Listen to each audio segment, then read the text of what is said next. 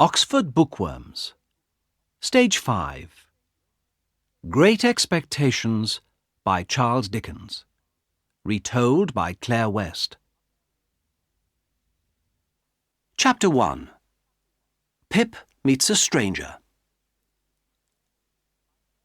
My first name was Philip, but when I was a small child, I could only manage to say Pip. So Pip was what everybody called me.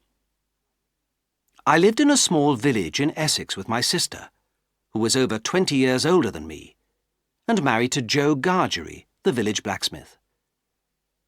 My parents had died when I was a baby, so I could not remember them at all. But quite often I used to visit the churchyard, about a mile from the village, to look at their names on their gravestones.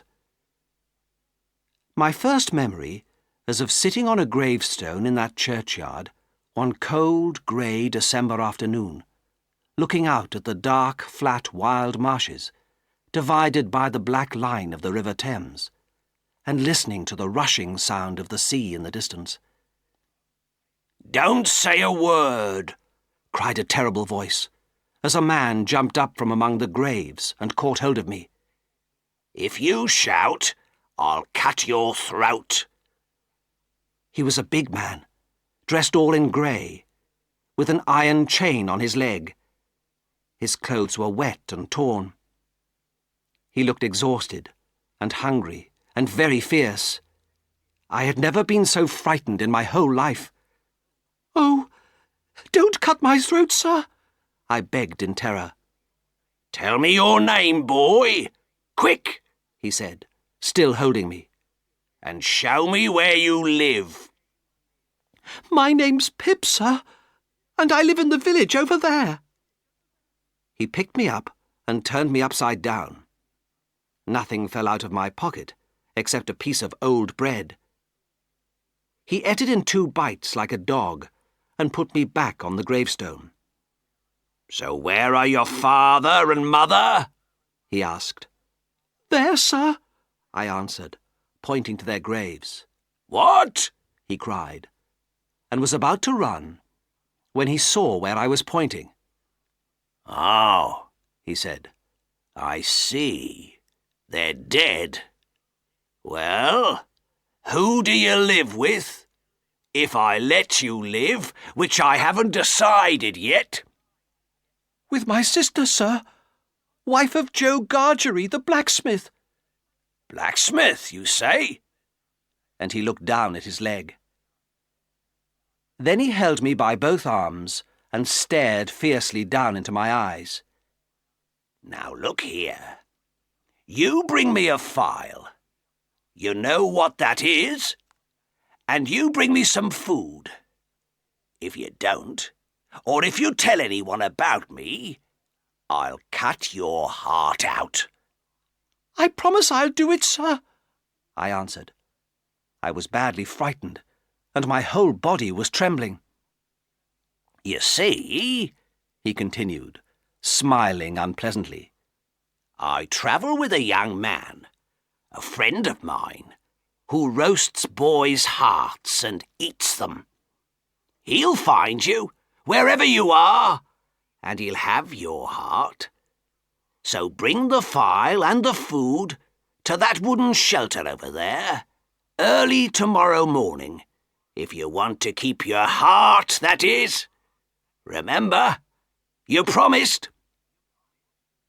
I watched him turn and walk with difficulty across the marshes, the chain hanging clumsily around his leg. Then I ran home as fast as I could. My sister, Mrs. Joe Gargery, was very proud of the fact that she had brought me up by hand. Nobody explained to me what this meant, and because she had a hard and heavy hand, which she used freely on her husband as well as me, I supposed that Joe and I were both brought up by hand.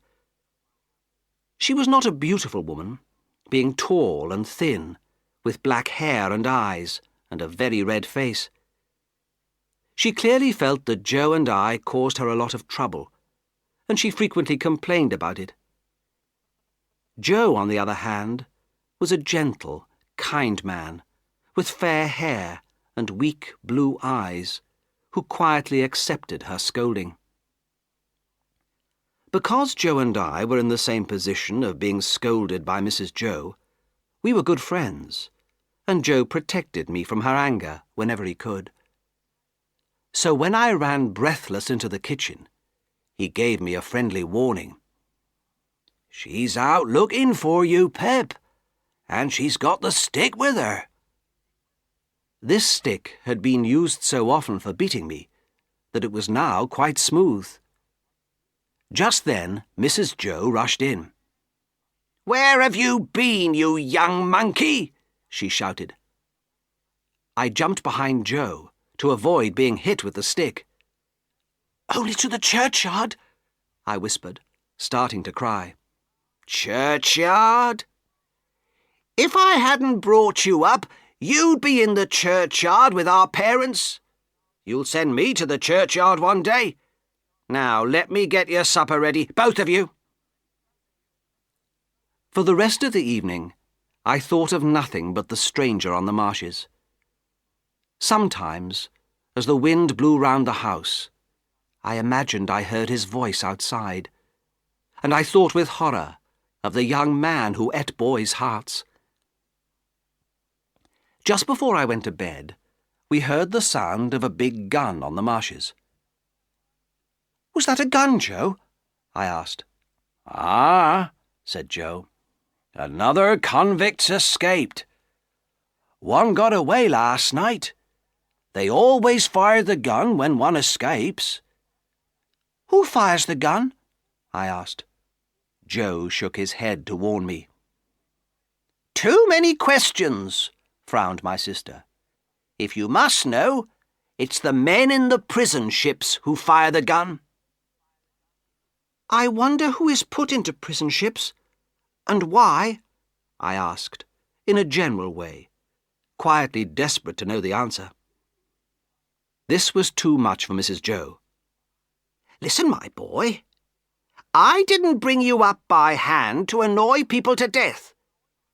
There are ships on the river which are used as prisons. People who steal and murder are put in the prison ships, and they stay there for years sometimes. And they always begin their life of crime by asking too many questions. Now, go to bed." I could not sleep at all that night. I was in terror of the young man who wanted my heart. I was in terror of the man with the iron chain. I was in terror of my sister, who would soon discover I had stolen her food. As soon as there was a little light in the sky outside my window, I got up and went quietly down to the kitchen. I stole some bread, cheese, and a big meat pie, hoping that, as there was a lot of food ready for Christmas, nobody would notice what was missing. I did not dare take the whole brandy bottle, so I poured some into a smaller bottle to take away with me. Then I filled up the brandy bottle with what I thought was water from a big brown bottle. I took a file from Joe's box of tools and ran out onto the dark marshes. The mist was so thick that I could not see anything. Although I knew my way to the shelter very well, I almost got lost this time. I was near it when I saw a man sitting on the ground, half asleep. I went up and touched his shoulder. He jumped up, and it was the wrong man. He was dressed in grey too, and had an iron chain on his leg. He ran away into the mist. "It's the young man," I thought, feeling a pain in my heart. When I arrived at the shelter, I found the right man. He looked so cold and hungry that I felt sorry for him. Trembling violently, he swallowed the brandy and ate the food like a hunted animal, looking around him all the time for danger. "You're sure you didn't tell anyone? Or bring anyone?" "No, sir. I'm glad you're enjoying the food, sir." "Thank you, my boy. You've been good to a poor man." "But I'm afraid there won't be any left for him." "Him? Who's that?" My friend stopped in the middle of eating. "The young man who travels with you." "Oh, him," he replied, smiling. "He doesn't want any food." "I thought he looked rather hungry," I answered. He stared at me in great surprise. "Looked? When?" "Just now. Over there. I found him half asleep, and I thought it was you. He was dressed like you, and—" I was anxious to express this politely. "He had the same reason for wanting to borrow a file." "Then I did hear them fire the gun last night. You know, boy, when you're on the marsh alone at night, you imagine all kinds of things. Voices calling, guns firing, soldiers marching. But show me where this man went. I'll find him, and I'll finish with him. I'll smash his face. Give me the file first." I was afraid of him, now that he was angry again. "I'm sorry. I must go home now," I said. He did not seem to hear, so I left him bending over his leg and filing away at his iron chain like a madman. Halfway home, I stopped in the mist to listen, and I could still hear the sound of the file. Chapter 2. Catching a Convict. All that morning, I was frightened that my sister would discover that I had stolen from her. But luckily, she was so busy cleaning the house and roasting the chickens for our Christmas lunch that she did not notice that I had been out or that any food was missing. At 1:30, our 2 guests arrived. Mr. Wopsle had a large nose and a shining bald forehead, and was the church clerk. Mr. Pumblechook, who had a shop in the nearest town, was a fat, middle-aged man, with a mouth like a fish and staring eyes. He was really Joe's uncle, but it was Mrs. Joe who called him uncle. Every Christmas Day he arrived with 2 bottles of wine, handing them proudly to my sister. "Oh, Uncle Pumblechook, this is kind," she always replied. "It's no more than you deserve," was the answer every time. Sitting at table with these guests, I would have felt uncomfortable, even if I hadn't robbed my sister. Not only was Pumblechook's elbow in my eye, but I wasn't allowed to speak, and they gave me the worst pieces of meat. Even the chickens must have been ashamed of those parts of their bodies when they were alive. And worse than that, the adults never left me in peace. "Before we eat, let us thank God for the food in front of us," said Mr. Wopsle, in the deep voice he used in church. "Do you hear that?" whispered my sister to me. "Be grateful." "Especially," said Mr. Pumblechook firmly, "be grateful, boy, to those who brought you up by hand." "Why are the young never grateful?" wondered Mr. Wopsle sadly.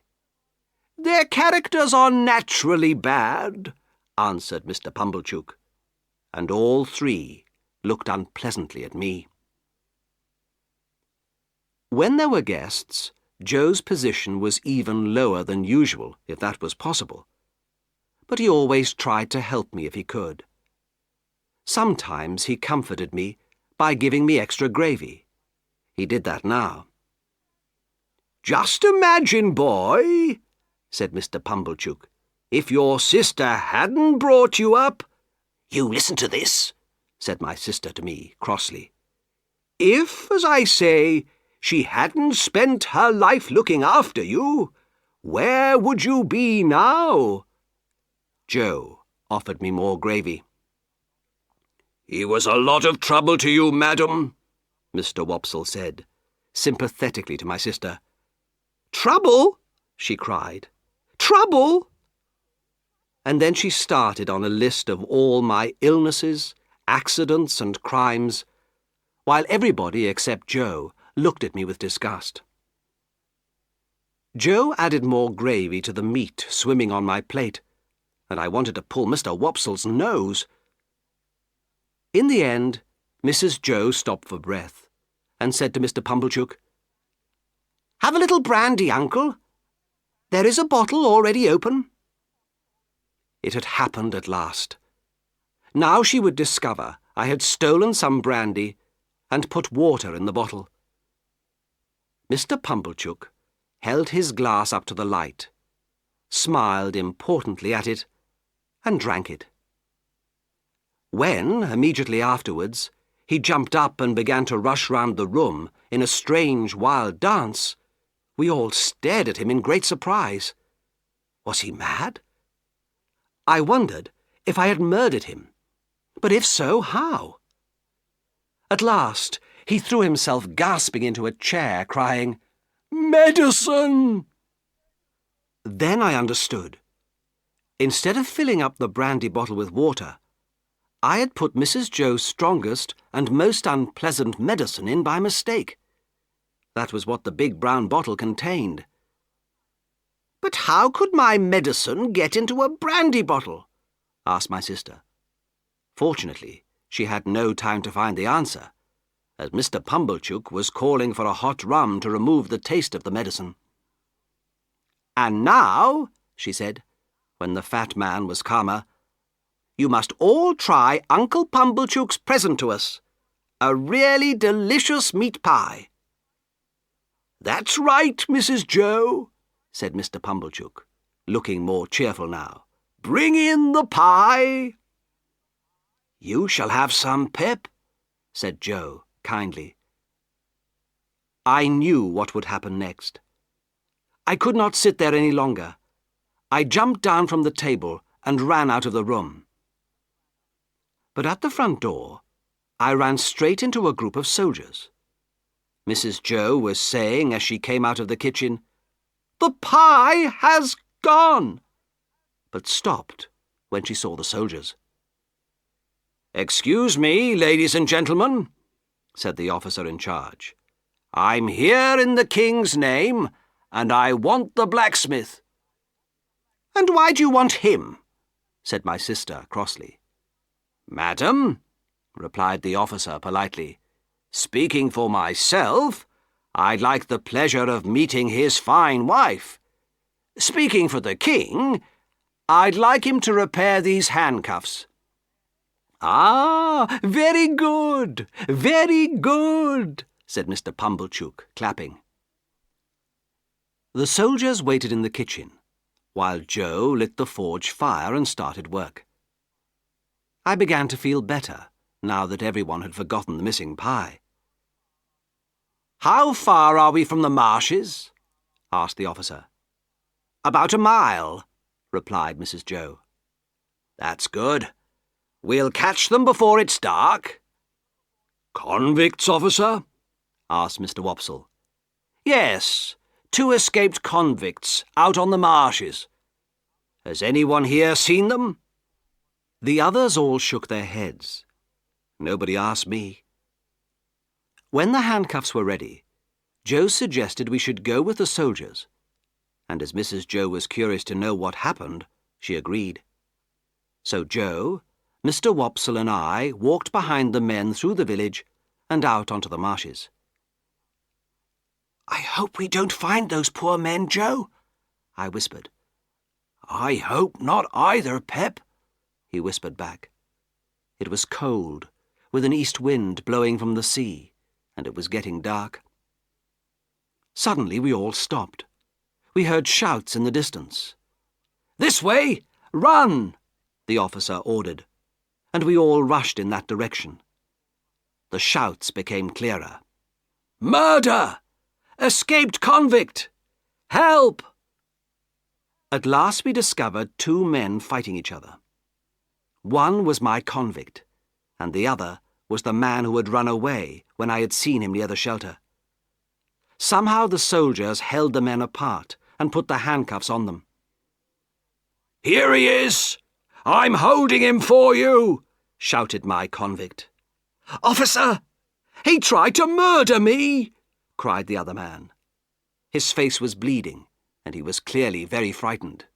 "Murder him? No," said the first. "That would be too easy. I want him to suffer more, back on the prison ship. He's lying, as he did at our trial. You can't trust Compison." Just then, he noticed me for the first time. I shook my head at him, to show that I had not wanted the soldiers to find him. He stared at me, but I did not know if he understood or not. The prisoners were taken to the riverside, where a boat was waiting to take them onto the prison ship.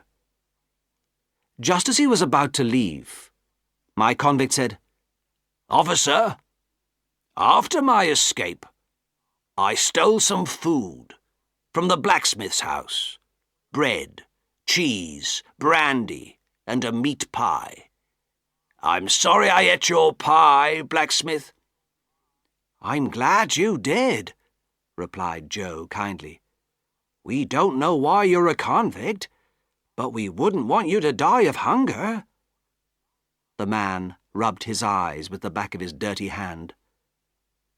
We watched the small boat carry him out to the middle of the river, where the great black prison ship stood high out of the water, held by its rusty chains.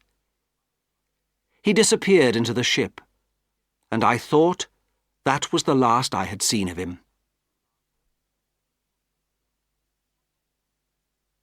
Chapter 3. An Opportunity for Pip.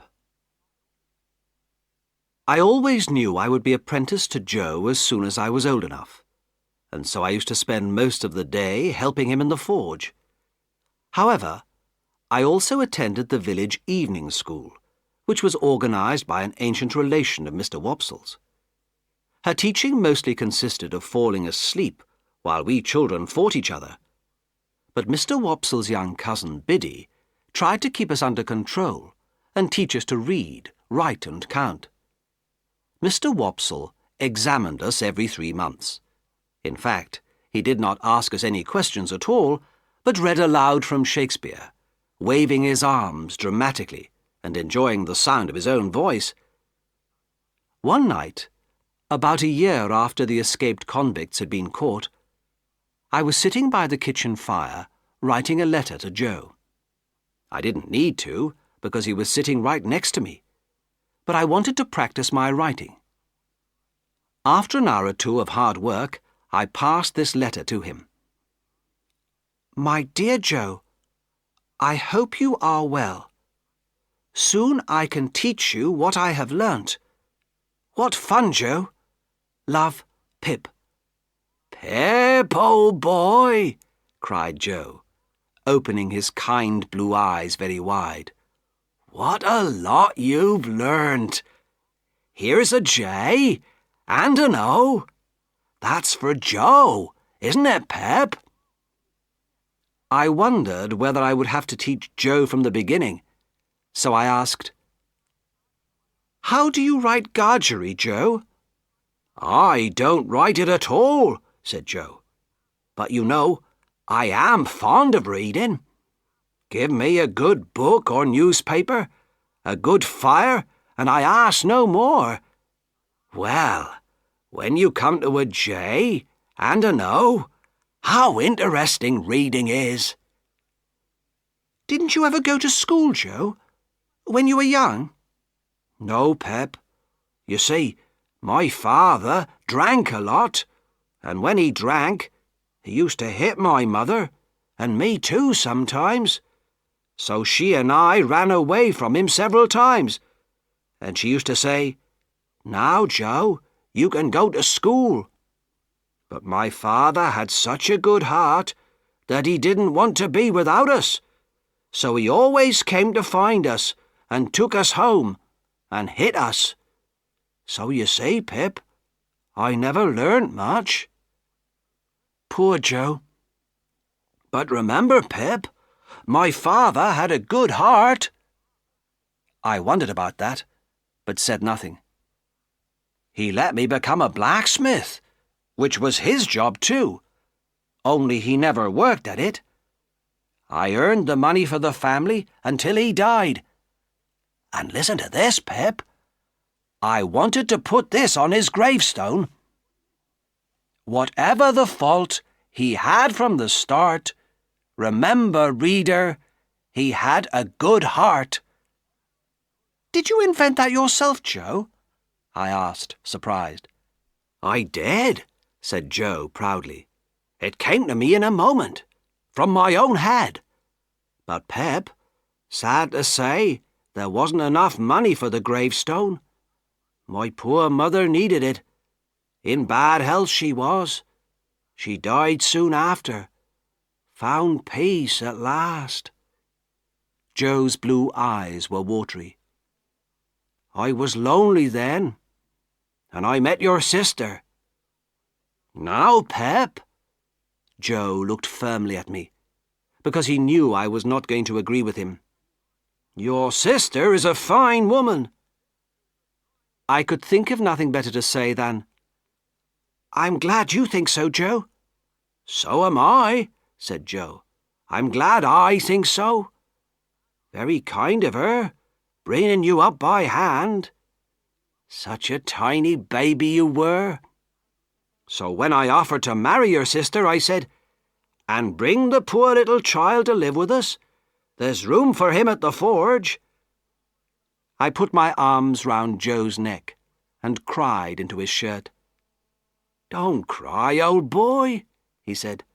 Always the best of friends, you and me. As I dried my tears, he continued. So here we are, Pip.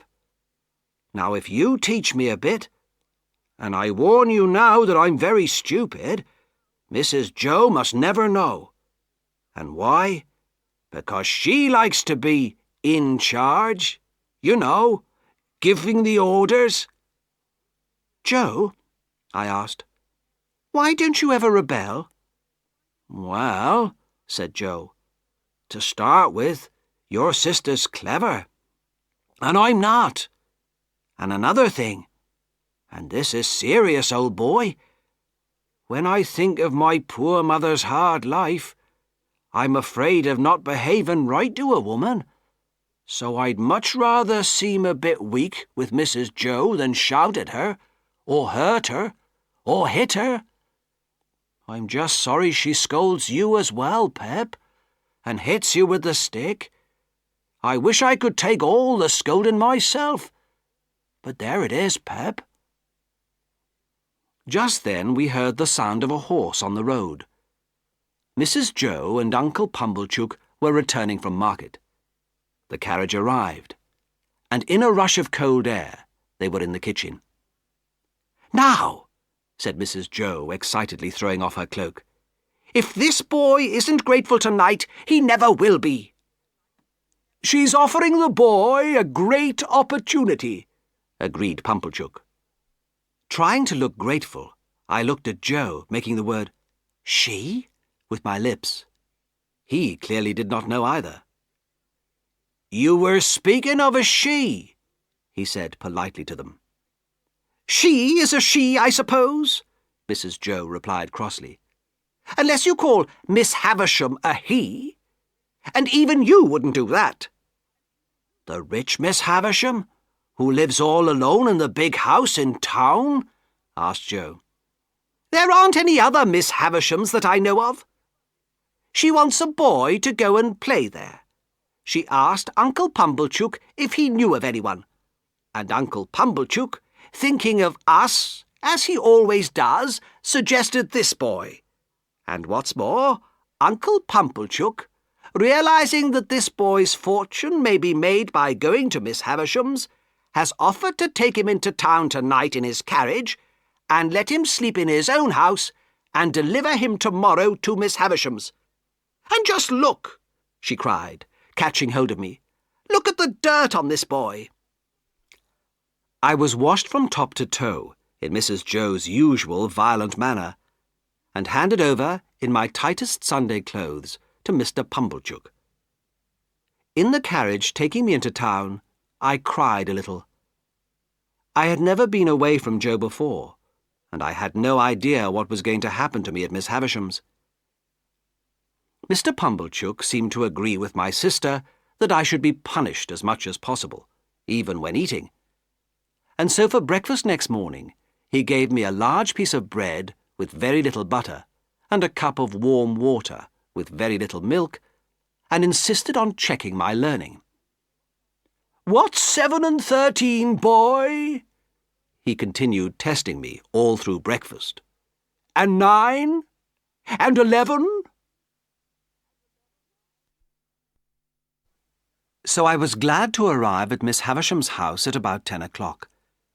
It was a large house, made of old stone, and with iron bars on the windows. We rang the bell and waited at the gate. Even then Mr. Pumblechook said, "And 14?" But I pretended not to hear him. Then a young lady came to open the gate and let me in. Mr. Pumblechook was following me when she stopped him. "Do you wish to see Miss Havisham?" she asked. "If Miss Havisham wishes to see me," answered Mr. Pumblechook, a little confused. "Ah," said the girl, "but you see, she doesn't." Mr. Pumblechook dared not protest, but he whispered angrily to me before he turned away, "Boy, behave well here, and remember those who brought you up by hand." I thought he would come back and call through the gate, "And 16?" but he did not. The young lady took me through the untidy garden to the house. Although she called me boy, she was the same age as me, but she seemed much older than me. She was beautiful and as proud as a queen. We went through many dark passages until we reached a door, where she left me, taking her candle with her. I knocked at the door and was told to enter. I found myself in a large room, where the curtains were closed to allow no daylight in, and the candles were lit.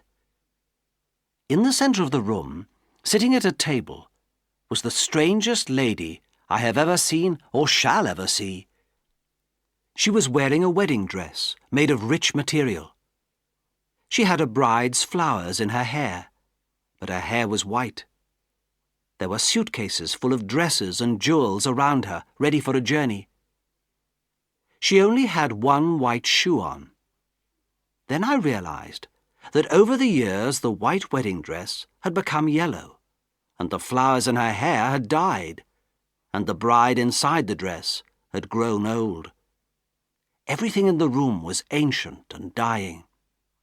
The only brightness in the room was in her dark old eyes that stared at me.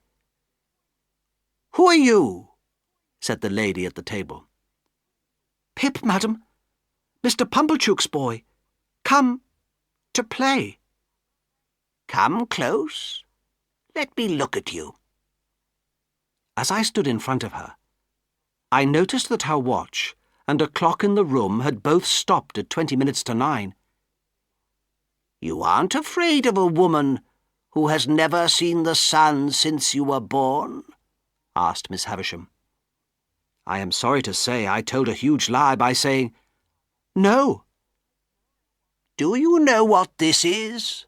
she asked, putting her hand on her left side. "Yes, madam." It made me think of my convict's travelling companion. "Your heart, madam," I added. "My heart. Broken," she cried, almost proudly, with a strange smile. Then she said, "I am tired. I want to see something different. Play." No order could be more difficult to obey in that house and that room. I was desperate enough to consider rushing round the table, pretending to be Pumblechook's carriage, but I could not make myself do it, and just stood there helplessly. "I'm very sorry, madam," I said. "My sister will be very angry with me if you complain, but I can't play just now. Everything is so strange and new and sad." I stopped, afraid to say more. Miss Havisham looked down at her dress and then at her face in the mirror on the table. "So strange to him, so well known to me," she whispered. "So new to him, so old to me, and so sad to us both. Call Estella." When Estella finally came with her candle along the dark passage, Miss Havisham picked up a jewel from her table and put it in Estella's hair.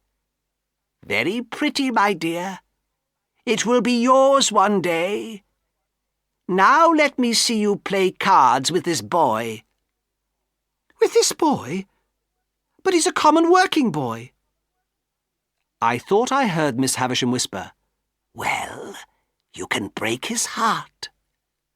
She sat, like a dead body ready for the grave, watching us play cards in the candlelight. I almost wondered if she was afraid that daylight would turn her into dust. "What coarse hands this boy has! And what thick boots!" cried Estella in disgust, before we had finished our first game. I was suddenly aware that what she said was true. "What do you think of her?" whispered Miss Havisham to me. "I think she's very proud," I whispered back. "Anything else?" "I think she's very pretty." "Anything else?" "I think she's very rude, and I'd like to go home." "And never see her again, although she's so pretty?" "I don't know. I'd like to go home now." Miss Havisham smiled. "You can go home. Come again in 6 days' time. Estella, give him some food. Go, Pip." And so I found myself back in the overgrown garden in the bright daylight. Estella put some bread and meat down on the ground for me, like a dog. I was so offended by her behaviour towards me that tears came to my eyes. As soon as she saw this, she gave a delighted laugh and pushed me out of the gate. I walked the 4 miles home to the forge, thinking about all I had seen. As I looked sadly at my hands and boots, I remembered that I was only a common working boy and wished I could be different. My sister was curious to know all the details of my visit and kept asking me question after question. Somehow I felt I could not, or did not want to, explain about Miss Havisham and her strange house. I knew my sister would not understand. And the worst of it was, that old fool Pumblechook arrived at tea time to ask more questions. Just looking at his fishy, staring eyes and open mouth made me want to keep silent. "Leave this boy to me, madam," he told Mrs. Joe. "I'll make him concentrate. Now, boy, what's 43 and 72? "I don't know," I said. I didn't care either. "Is it 85, for example?" he joked. "Yes," I answered, although I knew it wasn't. My sister hit me hard on the head. "Boy," he continued, "describe Miss Havisham." "Very tall and dark," I said, lying. "Is she, uncle?" asked my sister eagerly. "Oh, yes," answered Mr. Pumblechook. So I knew immediately that he had never seen her. "This is the way to get information from this boy," he added quietly to Mrs. Joe. "How well you make him obey you, uncle," said Mrs. Joe. "Now, boy, what was she doing when you arrived?" "She was sitting in a black carriage," I replied. Mr. Pumblechook and Mrs. Joe stared at each other. "In a black carriage?" they repeated. "Yes," I said, becoming more confident. "And Miss Estella, her niece, I think, handed in gold plates, with cake and wine through the windows." "Was anybody else there?" asked Mr. Pumblechook. 4 dogs, huge ones. They ate meat out of a silver basket." "Where was this carriage, boy?"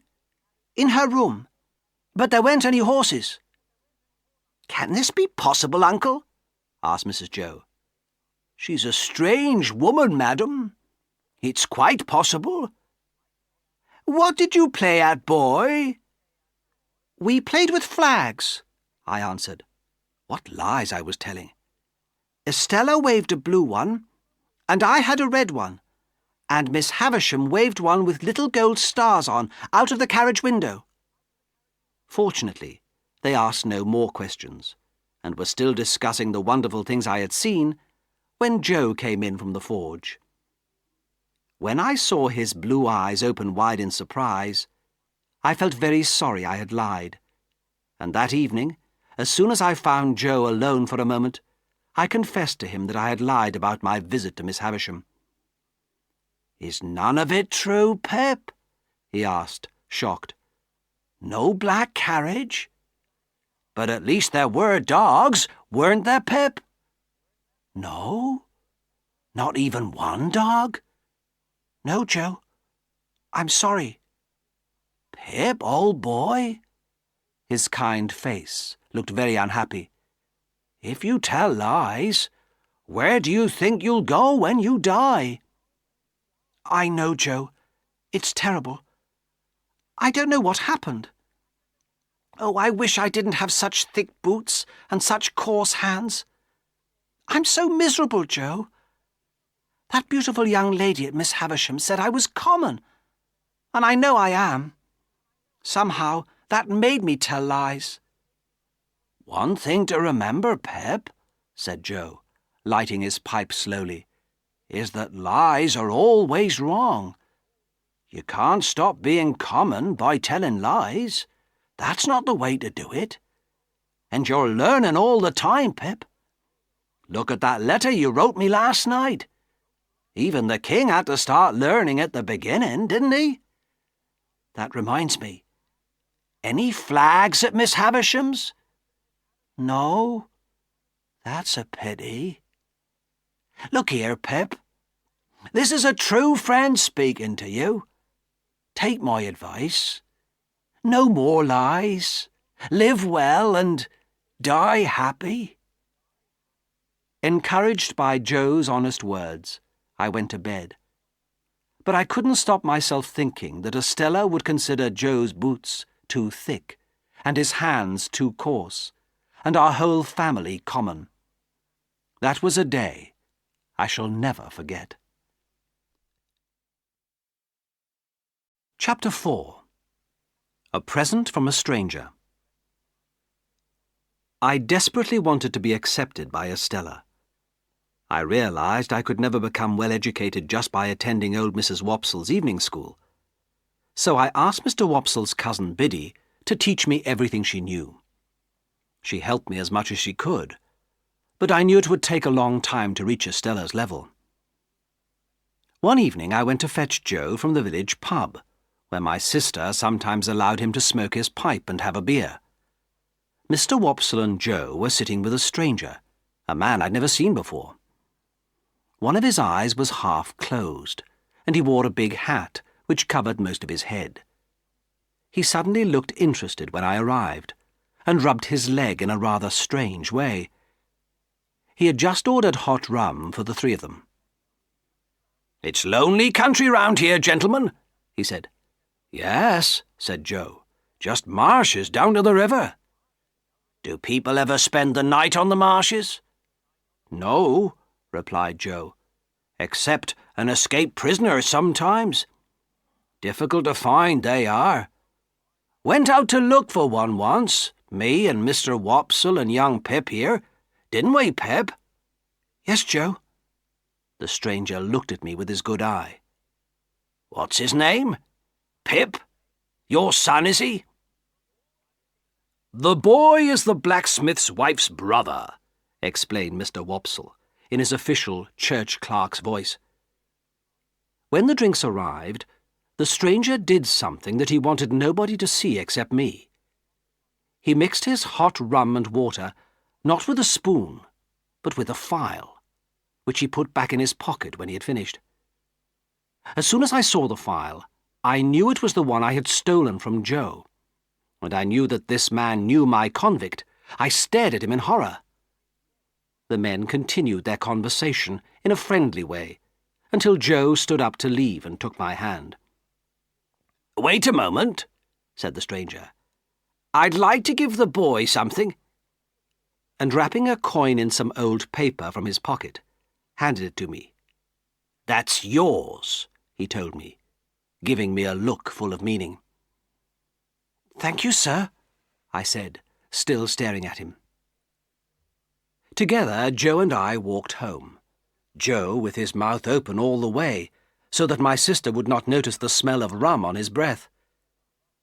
But when we arrived home, we found the stranger had given me £2 notes as well as the coin. My sister thought it must have been a mistake, and kept the pound notes in case he came back for them. But I knew they came from my convict, and I felt that having criminal friends made me more common than ever. The next time I went to Miss Havisham's, I was shown into a different room to wait. Several ladies and gentlemen, relations of hers, were there. They all turned and looked at me in disgust when I was the first to be called by Estella. As Estella was leading me along the dark passages, she stopped suddenly and put her face close to mine. "Look at me, boy. Am I pretty?" "Yes, I think you're very pretty." "Am I rude to you?" "Not as much as last time." She hit my face as hard as she could. "Now, you coarse little boy, what do you think of me?" "I won't tell you." "Why don't you cry again, you fool?" "Because I'll never cry for you again," I said, which was a very false promise, because I was crying inside at the time, and only I know how much I cried for her later. On our way upstairs, we met a gentleman coming down in the dark. He was a large, heavy man, with a very dark skin, sharp eyes, and a huge head, almost bald on the top. His hands smelt strongly of perfumed soap. I didn't know then how important he would be later on in my life. "Who's this?" he asked Estella, stopping to look at me. "A local boy. Miss Havisham sent for him," she replied. "Well, in my experience, most boys are bad," he said to me. "Behave yourself." He bit the side of his large finger as he frowned at me, and then continued downstairs. This time, Miss Havisham was in another room which I had not seen before. All the furniture was covered in dust. In the candlelight, I could see a long table, in the middle of which was a large yellow shape, with hundreds of insects feeding off it. "This," said Miss Havisham, pointing to the table, "is where they will put me when I'm dead. I lie on the table, and my relations can come and look at me." She put a bony hand on my shoulder, but I didn't want her to touch me. I was afraid she would die there and then. "And that," she added, pointing to the yellow shape, "that was my wedding cake. Mine." She looked all round the room angrily. "Come," she said suddenly, "help me walk round the room, and call Estella." I held her arm to support her as she walked. We were still going slowly and painfully round the room when Estella brought in the relations who had been waiting downstairs. They stood watching us at the door. I thought they blamed me for Miss Havisham's cold manner towards them. "Dear Miss Havisham," said one of the ladies lovingly, "how well you look." "I do not," replied Miss Havisham sharply. "I am yellow skin and bone." "How could Miss Havisham look well after all her suffering?" said a second lady quickly. "Impossible! What a silly idea!" "And how are you?" Miss Havisham asked this lady. As we were close to her then, I would have stopped, but Miss Havisham insisted on walking past. It seemed rather rude. "Not well at all," said this lady sadly. "I don't want to talk too much about my feelings, but, well, I often lie awake at night thinking of you, dear Miss Havisham." "Well, don't," said Miss Havisham crossly, as we hurried past the little group again. "I'm afraid I can't stop myself. I often wish I were less sensitive and loving, but that's my character, and I have to live with it." And she started crying softly. "Look at Matthew now," she added through her tears. "Matthew never comes to see dear Miss Havisham, but I—" When she heard Matthew's name, Miss Havisham stopped walking and stood looking at the speaker, who suddenly became silent. "Matthew will come in the end," said Miss Havisham firmly. "When I die and am laid on that table, you will stand around and look at me. You here, you there, you next to her, you two there. Now you know where to stand. And now go." The ladies and gentlemen went slowly out of the room, some protesting quietly that they had not seen enough of their dear relation. When they had all gone, Miss Havisham said to me, "This is my birthday, Pip. I don't allow anyone to speak of it. My relations always come on this day once a year. This day, long before you were born, was my wedding day. Perhaps I shall die on this day too. And when they lay me in my wedding dress on that table, I'll have my revenge on him." In the heavy air of that dark, dusty room, she was a ghostly figure in her yellow-white dress. There was a long silence. As usual, I left the house and walked towards the gate. But this time something strange happened. In the garden I met a pale young gentleman with fair hair. "Hello," he said. "Come and fight. This way." I was so surprised that I followed him without a word. "Wait a minute," he said, turning round quickly. "I must give you a reason for fighting. There it is." And he pulled my hair, then pushed his head hard into my stomach. I was ready to fight him after this, but he danced about so much that I couldn't get close to him. "Follow the laws of the game," he said, eagerly preparing himself for our fight. He seemed to know so much about fighting that I was very surprised when I knocked him down with my first hit, and then again with my second. He always got up immediately, and seemed very glad to be fighting in the correct manner. I admired him greatly for his bravery and his cheerfulness.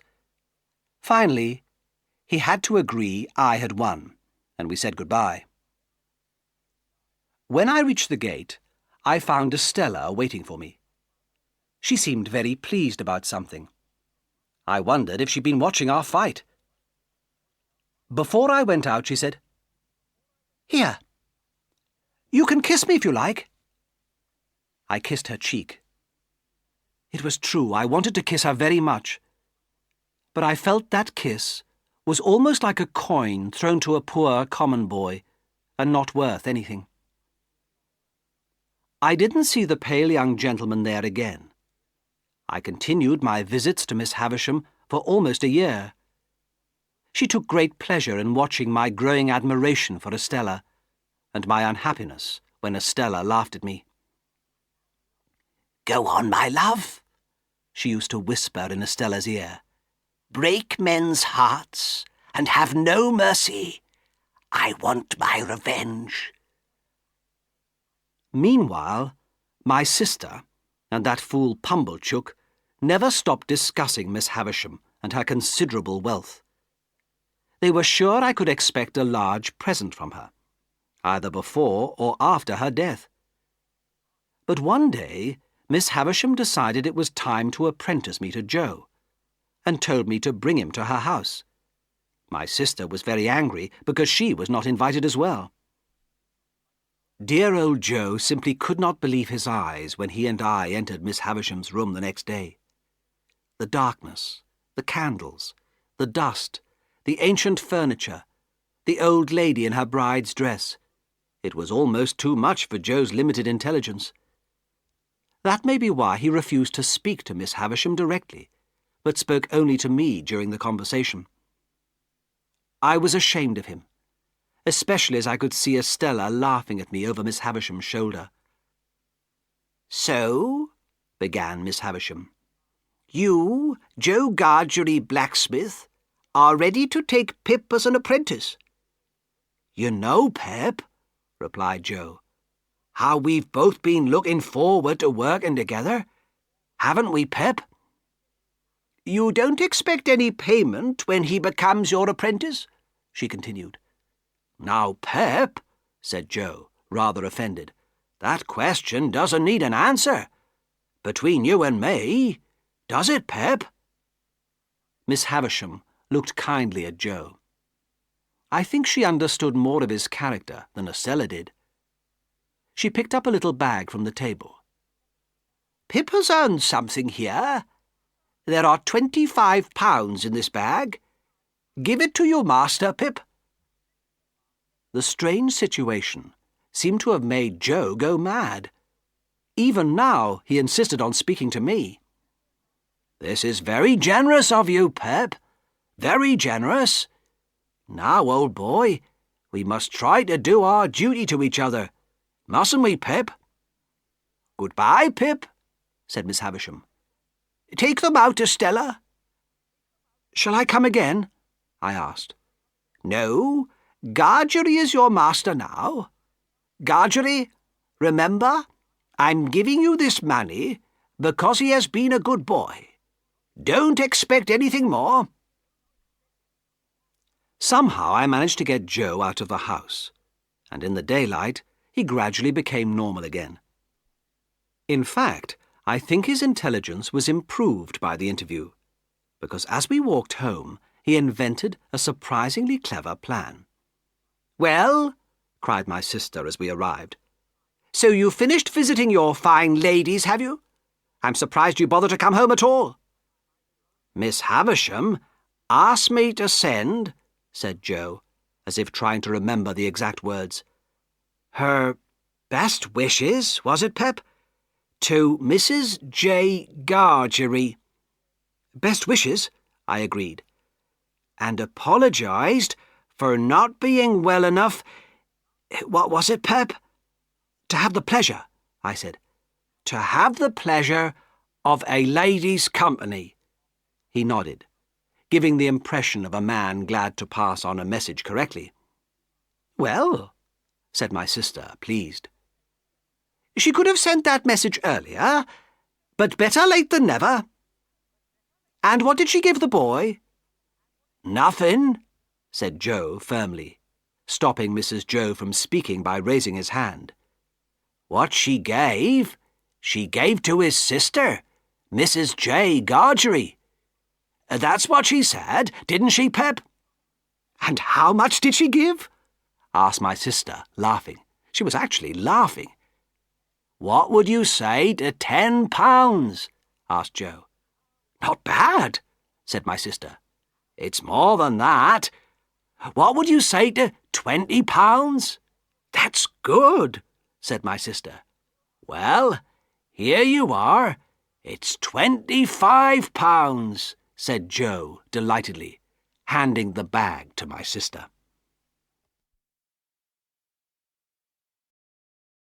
Chapter 5. Pip's sister is attacked. In a single year, everything had changed. Before I went to Miss Havisham's and met Estella, I had always wanted to be apprenticed to Joe, and I'd always been happy at home, in spite of my sister's scolding. Now I was ashamed of my home and my work. I was very miserable. Because of Joe, however, I stayed at the forge, and did my best to work hard. I'm glad that I never told him how unhappy I was then. I tried to follow his example and become an honest, happy, hard-working man.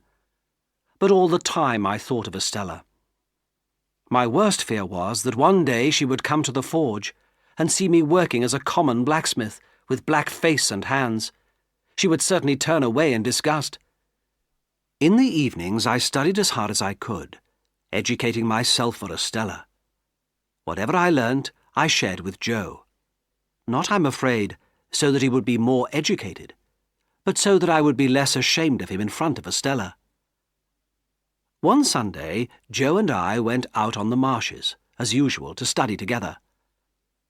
I don't think he ever remembered anything from one week to the next, but he smoked his pipe comfortably, looking as intelligent as he could. I had a question I had been intending to ask him. "Joe, do you think I should visit Miss Havisham again?" "Well, Pip," said Joe, "will she think you expect her to give you something? She told me she wouldn't give you anything else." "But, Joe, I've been apprenticed nearly a year now, and I've never thanked her." "That's true, Pip," said Joe, slowly. "Could you give me a half-day's holiday tomorrow, Joe? I would like to visit Miss Havisham." "Her name isn't Havisham, as far as I know, Pip," said Joe, very seriously. "I know, Joe. Please, Joe." "All right, Pip, but if she isn't happy to see you, better not go again." Joe had another blacksmith working for him at the forge. His name was Orlick, and he had no friends or family in the village. He was a big, strong, lazy man, who moved about in a strangely unhurried way, his shoulders bent and his eyes on the ground. For some reason he never liked me, even when I was a child, and when I became Joe's apprentice he seemed to hate me. When he heard about my half-day holiday, he threw down his hammer angrily. "Come now, master," he said to Joe. "If young Pip's having a holiday, give me one too." "Well," nodded Joe, after thinking for a moment, "I will." Just then my sister, who had secretly been listening outside the forge, called to Joe through one of the windows. "You fool! You think you're a rich man, giving a holiday to a lazy man like that Orlick? I wish I were his master. I'd soon show him." "You want to be everybody's master," Orlick told her angrily. "And what's more, you're a wicked, ugly old woman." "What did you say?" cried my sister, beginning to scream. "Oh, what did you call me? Hold me, someone." Little by little, she was deliberately making herself angry. Joe and I had seen this happen many times before. "Hold you?" said Orlick in disgust. "If you were my wife, I'd hold you tight round the neck until you couldn't breathe." "Oh!" screamed my sister. "Me, a married woman, being spoken to like this in my own house, and my husband standing nearby. Oh!" And like a mad woman, she pulled her hair loose and rushed at the forge door, which I had, luckily, locked. Poor Joe had no choice. He had to challenge Orlick to fight. But Joe was the strongest man in the village, and very soon Orlick, like the pale young gentleman, was lying on the ground. Then Joe unlocked the door and picked up my sister, who had dropped unconscious to the ground, but only after watching the fight through the window. She stayed in the kitchen for the rest of the day, and Joe and Orlick shared a glass of beer peacefully together in the forge. That afternoon, when I arrived at Miss Havisham's house, it wasn't Estella who opened the gate, but a cousin of the old lady's. Miss Havisham looked just the same as before. "Well," she said, "I hope you don't expect me to give you anything." "No, indeed, Miss Havisham. I only want you to know that I'm very grateful to you for helping me become Joe's apprentice." "Good. Come and see me again on your birthday."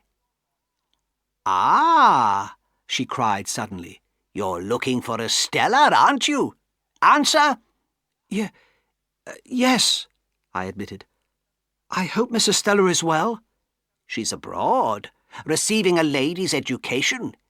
She's more beautiful than ever, and admired by all who see her. Do you feel you've lost her?" She gave such an unpleasant laugh with these last words that I didn't know what to say, and as I left the house, I felt even more miserable. On my way through town, I met Mr. Wopsle, and together we started the long walk home to the village. It was a dark, wet, misty night, and we could only just see someone ahead of us. "Hello?" we called. "Is that Orlick?" "Yes," he answered. "I'll walk home with you. Been in town all afternoon, I have. Did you hear the big gun firing from the prison ships? Must be some prisoners who've escaped." That made me think of my convict. We didn't talk any more, but walked along in silence. We heard the gun firing several times. It was late by the time we got to the village, and we were surprised to see lights on at the pub, and people running in and out. Mr. Wopsle went in to discover what was happening, and after a few minutes rushed out, calling, "Something wrong up at the forge, Pip! Run! They say perhaps it was an escaped convict who got into the house while Joe was out. Someone's been attacked." We didn't stop running until we reached the forge. In Mrs. Joe's kitchen there was a doctor and Joe and a group of women, and on the floor in the middle of them all was my sister, lying unconscious. She would never scold us again. Joe had been at the pub that evening, and when he arrived home just before 10, he found her on the floor. Nothing had been stolen. She had been hit violently on the back of the head with a heavy weapon. On the floor beside her was a convict's iron chain. It did not belong to the prisoners who had escaped that day. The police spent the next week investigating the attack, but did not arrest anybody. I felt sure the iron chain belonged to my convict, but I did not think he had attacked my sister. The attacker could have been either Orlick or the stranger who had shown me the file. But several witnesses had seen Orlick in town all evening. My only reason for suspecting him was his quarrel with my sister, but she had quarrelled with everyone in the village 10,000 times. And if the stranger had come to ask for his £2 back, my sister would gladly have given it to him. So I could not imagine who her attacker was. She lay ill in bed for a long time. She could not speak or understand much, and her character was greatly changed. She had become quiet, patient, and grateful for all our care. She used to write a word or draw a picture when she wanted something, and we tried to discover what she meant. She needed someone to take care of her all the time, and luckily old Mrs. Wopsle had just died, so Biddy came to live with us. She understood my sister perfectly, and looked after us all very well. One day my sister drew a tea, and seemed to want it very much. I brought her toast and tea, but Biddy knew immediately. "It's not a tea, it's Orlick's hammer," she cried. "She's forgotten his name, but she wants to say Orlick." I must say I expected to see my sister accuse Orlick of attacking her, but instead she seemed very pleased to see him. She often used to ask for him after that, and nobody knew why. One Sunday I asked Biddy to come for a walk on the marshes. "Biddy," I said seriously, "promise to keep this a secret. I'm going to tell you something. I want to be a gentleman." "Don't you think you're happier as you are?" she replied. I'd often wondered this myself, but I didn't want to hear it from her. "It's a pity, I know," I said. "It would have been much better if I could have been happy working at the forge. Perhaps you and I would have spent more time together. I would have been good enough for you, wouldn't I, Biddy?" "Oh, yes," she said sadly. "But I don't ask for very much. The point is," I continued crossly, "if nobody had told me I was coarse and common, I wouldn't have thought about it." Biddy looked at me interested. "That wasn't a true or polite thing to say. Who said it?" "It was the beautiful young lady at Miss Havisham's, and I admire her greatly, and I want to be a gentleman for her." The words rushed out before I could stop them. Biddy said gently, "She may not be worth the trouble, Pip." "That may be true, but I can't stop myself admiring her." Biddy was the most sensible of girls, and did not try to persuade me any more. As we walked home, I felt rested and comforted. "Pip, what a fool you are," I said to myself. I realised how much happier I would always be with Biddy than with Estella. Biddy, I wish I could make myself fall in love with you, I said suddenly. You don't mind my speaking so openly, as you're such an old friend? No, of course not. But you never will fall in love with me, you see, she answered, a little sadly. I wondered if I should continue working with Joe in a plain, honest way of life, and perhaps marry Biddy. Or dare I hope that Miss Havisham would make my fortune and marry me to Estella. Chapter 6. Great Expectations. One Saturday evening, when I had been apprenticed to Joe for 4 years, he and I were sitting in the pub with some of the villagers, listening to Mr. Wopsle. He was giving a dramatic reading of a newspaper report of a murder trial, and we all enjoyed watching him act the main characters. His witnesses were old and feeble, his lawyers were clever and sharp-eyed, and his accused was a violent, wicked murderer. Suddenly we became aware of a strange gentleman who had also been listening, and was now looking coldly at us. "Well," he said to us, biting the side of his finger, "so you've decided the accused was the murderer, have you?" "Sir," answered Mr. Wopsle firmly, "yes, I do think he is guilty." We all nodded our heads in agreement. "But," said the stranger, "do you or do you not know that the law of England supposes every man to be innocent until he is proved to be guilty?" "Sir," began Mr. Wopsle, "as an Englishman myself, I—" "Come," said the stranger, "don't avoid the question. Either you know it or you don't know it. Which is it?" "Of course I know it," answered poor Mr. Wopsle. "Then why didn't you say so at first? Another question. Do you know that this trial isn't finished yet?" Mr. Wopsle hesitated, and we all began to have a rather bad opinion of him. "And you were going to say that the accused was guilty before the end of the trial, before he has been proved guilty?" We realised that the unfortunate Wopsle had no understanding of the law, or indeed anything at all. Now the stranger stood in front of our little group. "I'm looking for the blacksmith Joe Gargery," he said, "and his apprentice Pip." He did not recognise me, but I knew he was the gentleman I had met on the stairs when visiting Miss Havisham. There was even the same smell of perfumed soap on his large hands. "I want to speak to you two in private," he said, and so Joe and I left the pub and walked home with him. "My name is Jaggers, and I'm a lawyer," he said, when he reached the forge. "Joe Gargery, I am sent by someone who suggests cancelling this boy's apprenticeship to you. Would you want any money if you lost your apprentice?" "I'd never stand in Pip's way, never," said Joe, staring. "The answer is no." "Don't try to change that answer later," said Mr. Jaggers. "Now, what I have to say, and remember I'm only an agent, I don't speak for myself, is that this young man has great expectations."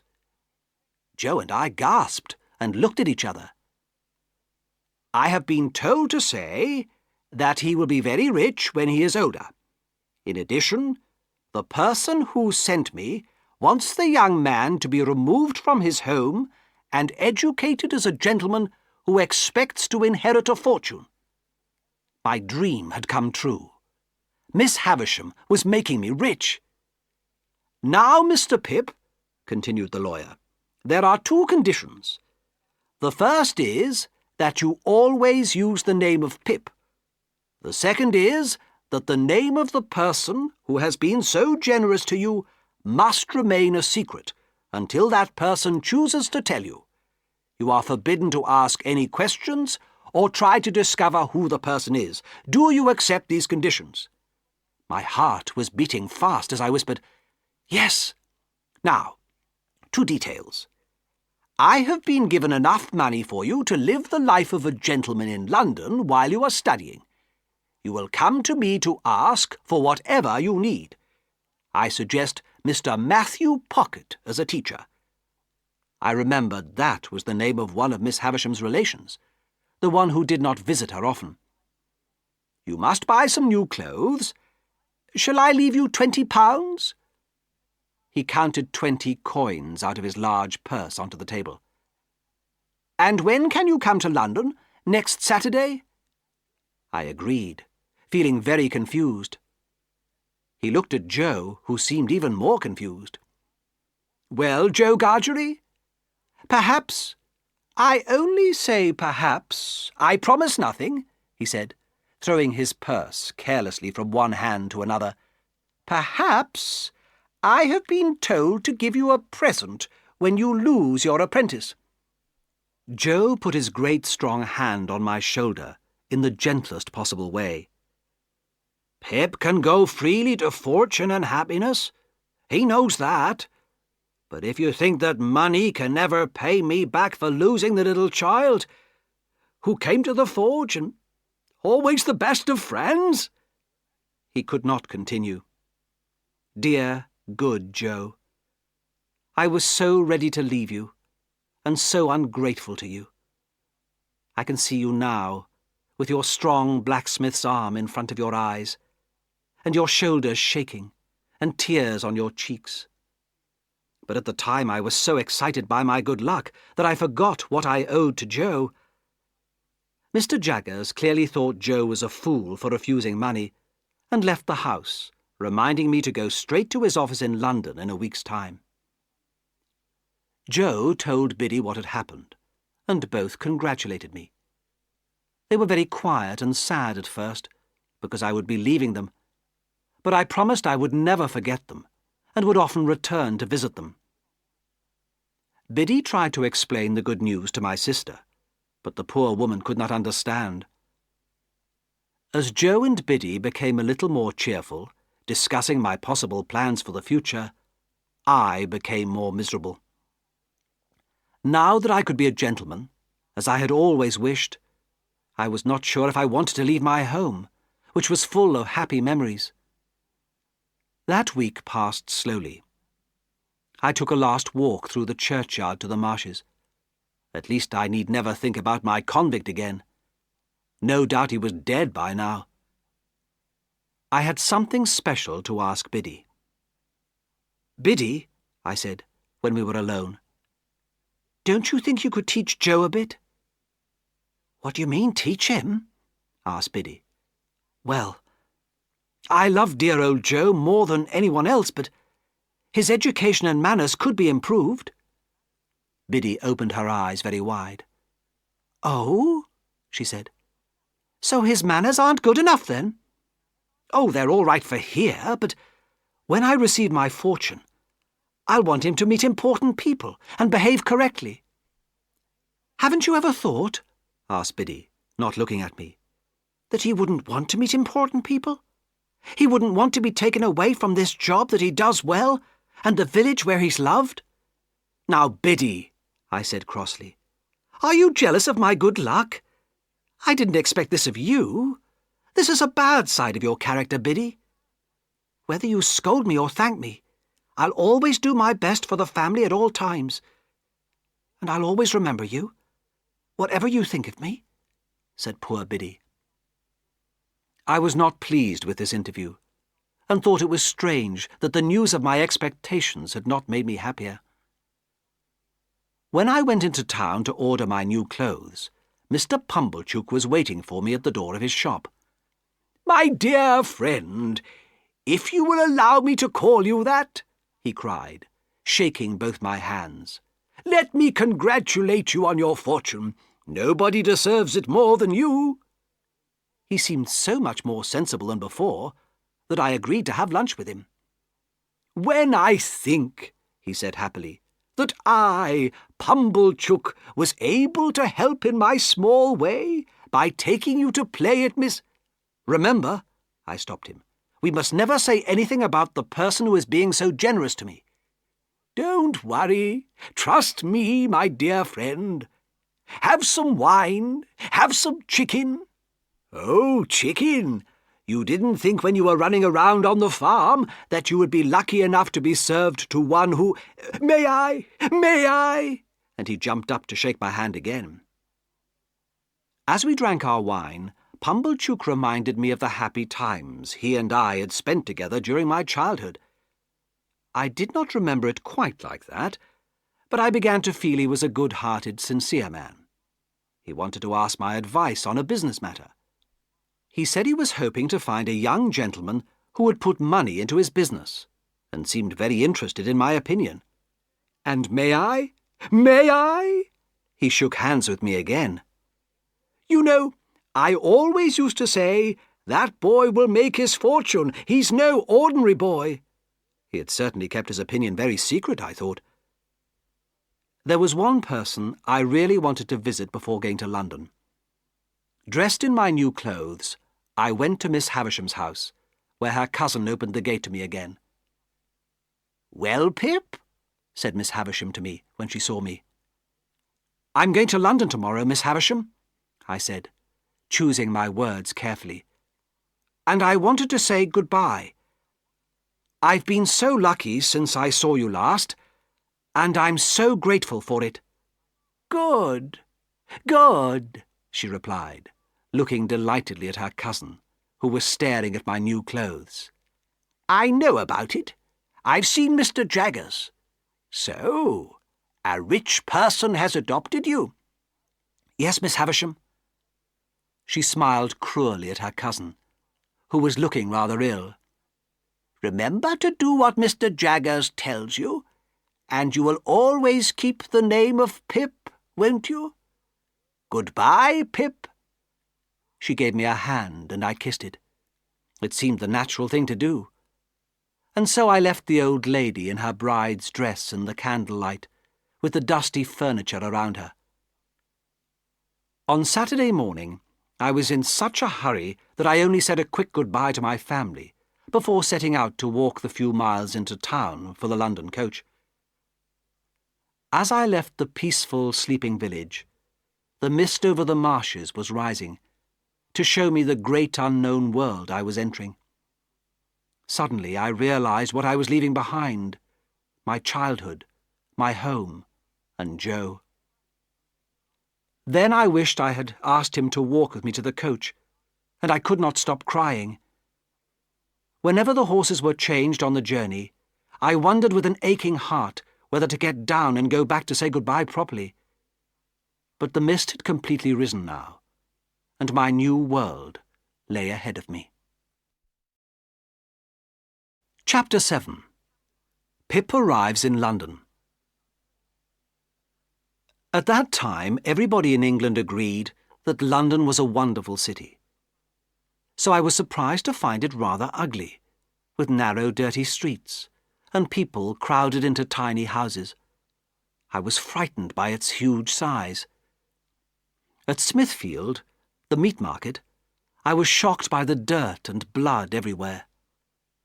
Then I came to Newgate Prison, where a drunk old man showed me the place where prisoners were hanged, and told me excitedly that 4 men would die there tomorrow. I was disgusted by this news. My first impression of London could not have been worse. However, I managed to find Mr. Jaggers's office, noticing that other people were waiting for the great man too. After some time he appeared, walking towards me. His clients all rushed at him together. He spoke to some and pushed others away. One man held on to the lawyer's sleeve. "Please, Mr. Jaggers," he begged. "My brother is accused of stealing silver. Only you can save him. I'm ready to pay anything." "Your brother?" repeated the lawyer. "And the trial is tomorrow? Well, I'm sorry for you, and him. I'm on the other side." "No, Mr. Jaggers," cried the man desperately, tears in his eyes. "Don't say you're against him. I'll pay anything." "Get out of my way," said Mr. Jaggers, and we left the man on his knees on the pavement. Now Mr. Jaggers turned to me, and told me that on Monday I would go to Matthew Pocket's house to start my studies. But until then I would stay with his son, Herbert, who lived nearby. Wemmick, Mr. Jaggers' clerk, showed me the way to Mr. Pocket's rooms. He was a short, dry man, with a square, expressionless face, between 40 and 50 years old. His mouth was so wide that it looked like a postbox, and gave the impression of smiling all the time. "Is London a very wicked place?" I asked him, trying to make conversation as we walked. "You may be robbed or murdered in London, but that may happen to you anywhere, if there is any profit in it for the criminal." I was not sure whether I looked forward to living in London, where people like Wemmick accepted crime so calmly. We arrived at Herbert Pocket's rented rooms. The building was the dirtiest I'd ever seen, with broken windows and dusty doors. It stood in a little square with dying trees around it. I looked in horror at Mr. Wemmick. "Ah," he said, not understanding my look. "Its quiet position makes you think of the country. I quite agree. Goodbye, Mr. Pip." I went up the stairs, where there was a note on Mr. Pocket's door saying, "Returning soon." His idea of soon was not the same as mine. About half an hour later, I heard footsteps rushing upstairs, and a young man of my age appeared breathless at the door. "Mr. Pip," he said, "I'm so sorry I'm late." I greeted him in a confused manner, unable to believe my eyes. Suddenly, he looked closely at me and gasped, "But you're the boy at Miss Havisham's." "And you," I said, "are the pale young gentleman." We both started laughing and shook hands. "Well," he said, "I hope you'll forgive me for having knocked you down that day." In fact, I had knocked him down, but I did not contradict him. "Do you know why I was there?" he asked. "I had been invited to Miss Havisham's to see if she liked me. I suppose I didn't make a good impression on her. If she had liked me, I could be a rich man and engaged to Estella by now." "Were you disappointed?" I asked. "Oh, I wouldn't want to marry Estella. She's a hard, proud girl, and Miss Havisham has brought her up to break men's hearts as a revenge on all men." "Is she a relation of Miss Havisham's?" I asked. "No, only adopted." "Why were you at Miss Havisham's then?" "To make my fortune, the same as you. But I was lucky." "You know Mr. Jaggers is Miss Havisham's lawyer. It was kind of him to suggest that my father should teach you. My father is Miss Havisham's cousin, you know." Herbert Pocket made an excellent impression on me. He always spoke openly and honestly. There was nothing secret or mean in his character, and we soon became good friends. I told him of my past life in the village and my expectations. "Call me Herbert," he said. "Would you mind my calling you Handel? There's a wonderful piece of music by Handel called The Blacksmith, which reminds me of you." Of course I agreed, and as we sat down to dinner, Herbert told me Miss Havisham's sad story. Her mother died young. Her father was very rich and very proud, with only one child, Miss Havisham, by his first wife. Then he married his cook, and had a son by her. This son, a half-brother to Miss Havisham, was a bad character, and didn't inherit as much from his father as Miss Havisham did, and so perhaps he was angry with her for influencing her father against him. Anyway, a certain man appeared and pretended he was in love with Miss Havisham. She was certainly in love with him, and gave him whatever money he asked for. My father was the only one of her relations who dared to tell her that this man should not be trusted. She was so angry that she ordered my father straight out of the house, and he has never seen her since. Her other relations were not interested in her happiness, but only in inheriting her wealth, so they said nothing. The couple fixed the wedding day, the guests were invited, the dress and the cake were brought to the house. The day came, but the man did not. He wrote a letter, which she received at 9:20, when she was dressing for her wedding, I said. Yes, so she stopped the clocks at that moment. She was very ill for a while, and since then has not seen daylight. People think that her half-brother sent the man to get money from her, and that he shared the profits. Perhaps he hated her for inheriting most of the Havisham fortune. Nobody knows what happened to the two men. So now you know as much as I do. We talked of other things. I asked Herbert what his profession was. Oh, working in the city, he said happily. Insuring ships. There's a lot of money in that, you know. Huge profits. I began to think that Herbert must have greater expectations than I had. Where are your ships at the moment? I asked admiringly. Oh, I haven't started yet. I'm working in a counting house just now. They don't pay me much, but I'm looking about me for a good opportunity. Then I'll make my fortune.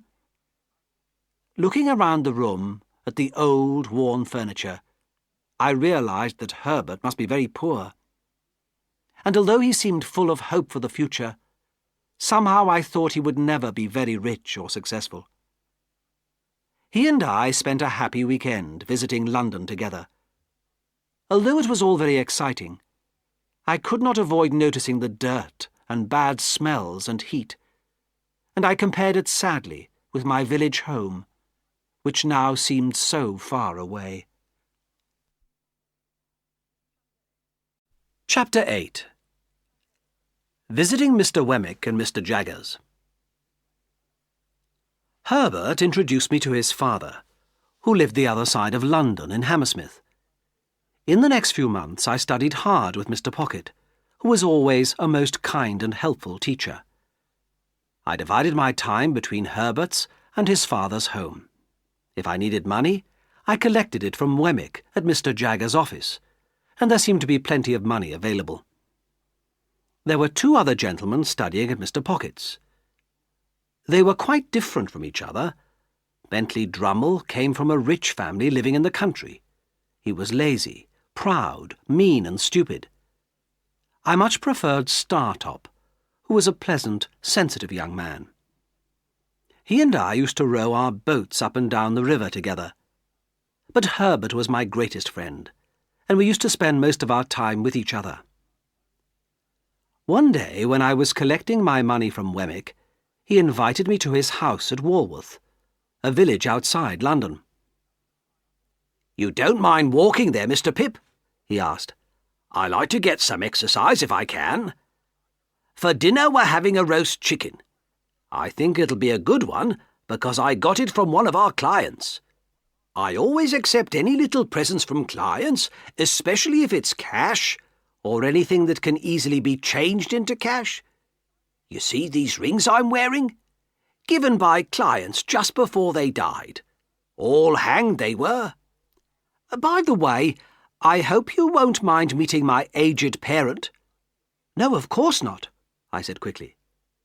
"You haven't had dinner with Mr. Jaggers yet?" Wemmick continued. "He's inviting you and the other 3 young gentlemen tomorrow. There'll be good food and drink at his house. But I'll tell you something, Mr. Pip. When you're there, look at his housekeeper." "Why?" I asked. "Is there something strange about her?" "She's like a wild animal. But Mr. Jaggers has trained her. Oh, yes. He's stronger and cleverer and more complicated than anyone else in London. And you know, another strange thing about him, he never locks his doors or windows at night." "Isn't he ever robbed?" I asked in surprise. "All the thieves in London know where he lives, but none of them would dare to rob him. They are all afraid of him, you see. They know he wouldn't rest until he had seen them hanged. He's a great man, Mr. Pip." Wemmick's house at Walworth was a tiny wooden house in the middle of a garden. On top of the roof was a small gun. "We fire the gun at 9 o'clock every evening," said Wemmick proudly. "And behind the house, I call it the castle, I keep animals and grow my own vegetables. So in case of enemy attack, we can always eat our own food. What do you think of it?" I congratulated him on his home. He was clearly delighted to show a visitor all his ideas and improvements. "I do everything myself, you know," he said. "It helps me forget the office for a while. Would you mind being introduced to the aged now? He would like it very much." So we entered the castle, where we found a cheerful old man sitting by the fire. "Well, aged parent," said Wemmick, "how are you?" "Very well, John," replied the old man, nodding happily. "Here's Mr. Pip, aged parent. Nod your head at him, Mr. Pip. He's completely deaf, but he likes to see people nod at him." "This is a fine house of my son, sir," cried the old man, nodding back at me. "It should be kept by the nation for the public to visit after my son's death." "You're proud of it, aren't you, aged?" said Wemmick, his face losing all its usual hardness as he looked at the old man. "I hope Mr. Jaggers admires your home, Mr. Wemmick?" I asked. "He's never been here, never met the aged, never been invited. No, the office is one thing, and private life is another. At the office I never speak of the castle, and at the castle I don't think about the office." The aged was obviously looking forward to the evening ceremony of firing the gun. At 9 o'clock exactly, Wemmick fired it. As the tiny house shook, the aged jumped up and down in his armchair, crying excitedly, "I heard it! That's the gun!" Supper was excellent, and I spent the night in the smallest bedroom I'd ever seen. Next morning, as Wemmick and I walked back to London, I noticed his face becoming drier and harder, and his mouth becoming more like a postbox again. When we arrived at the office, nobody could have guessed that he had a home, or an aged parent, or any interests at all outside his work. Wemmick was right in saying that Mr. Jaggers would invite me to dinner. Startop, Drummle, Herbert and I were asked to go to the office at 6 o'clock the next evening. There we found Jaggers washing his hands and face carefully with perfumed soap. He did this every evening before going home. He seemed to be washing away his clients and his work like dirt. We all walked to his house together. The housekeeper brought in the first dish. She was about 40, with a strange, wild expression on her pale face. She seemed almost afraid of her master, and looked anxiously at him whenever she entered the room. The food was indeed very good, and the conversation was cheerful. But somehow Mr. Jaggers made us all show the worst side of our characters, and encouraged Drummle, who we all disliked, to annoy us. When Drummle stupidly said that he was stronger than any of us, we all protested, foolishly showing each other our muscles to prove how strong we were. Suddenly, Mr. Jaggers clapped his large hand on the housekeeper's, as she was removing a dish. We stopped talking immediately. "Gentlemen," he said, "look at my housekeeper here. She is stronger than any of you. Molly, show them your wrists." "No, please, master," she begged, trying to pull away, but he held her hand firmly. "Show them, Molly," he said, and she held her wrists out to us. "I've never seen stronger hands than these," he said. There was silence for a few minutes. "All right, Molly, you can go," he said, and she hurried out. During the rest of the dinner, Mr. Jaggers continued to enjoy watching us quarrelling with Drummle. He gave the impression, surprisingly, of liking Drummle very much. But I was glad when the dinner was over, and Herbert and I could walk quietly back to our rooms together. Chapter 9. A Visit from Joe. My dear Pep, Mr. Gargery asks me to tell you he will be in London soon and could visit you at 9 o'clock on Tuesday morning at Mr. Herbert Pocket's rooms, if that is all right with you. He and I talk about you every night and wonder what you are saying and doing. Best wishes, Biddy. P.S. I hope you will not refuse to see him, even though you are a gentleman now. He is such a good man. I received this letter on Monday, and realized that Joe would arrive the next day. I am sorry to confess that I did not look forward to seeing him at all. If I could have kept him away by paying money, I certainly would have paid money. I knew that his clothes, his manners, and uneducated way of speaking would make me ashamed of him. Luckily, Herbert would not laugh at him. At 9 o'clock the next morning, I heard Joe's clumsy boots on the stairs, and at last he entered Herbert's rooms. "Pep! How are you, Pep?" He shook both my hands together, his good, honest face shining with happiness. "I'm glad to see you, Joe. Give me your hat." But Joe insisted on holding it carefully in front of him. He was wearing his best suit, which did not fit him at all. "Well, what a gentleman you are now, Pep."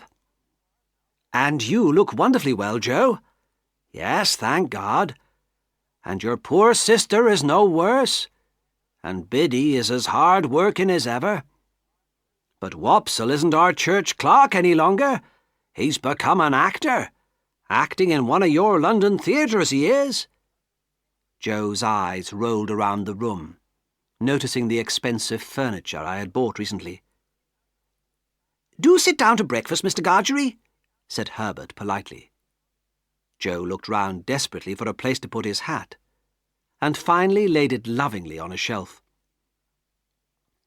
Breakfast was a painful experience for me. Joe waved his fork in the air so much, and dropped so much more than he ate, that I was glad when Herbert left to go to work. I was not sensitive enough to realize that it was all my fault, and that if I hadn't considered him common, he wouldn't have been so clumsy. "As we are now alone, sir," began Joe. "Joe," I said crossly, "how can you call me sir?" He looked at me quietly for a moment. "Wouldn't have come, you see," he said slowly and carefully. "Wouldn't have had the pleasure of breakfast with you gentlemen. But I had to come. Got a message for you, Pip. Miss Havisham says Estella's come home and would be glad to see you." I felt the blood rush to my face as I heard her name. "And now I've given my message," said Joe, standing up and picking up his hat. "Pep, I wish you even more success."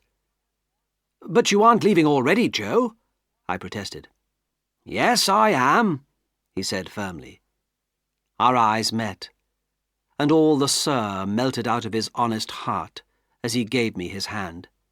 "Pep, dear old boy, life is full of so many goodbyes. I'm a blacksmith, and you're a gentleman. We must live apart. I'm not proud. It's just that I want to be in the right place.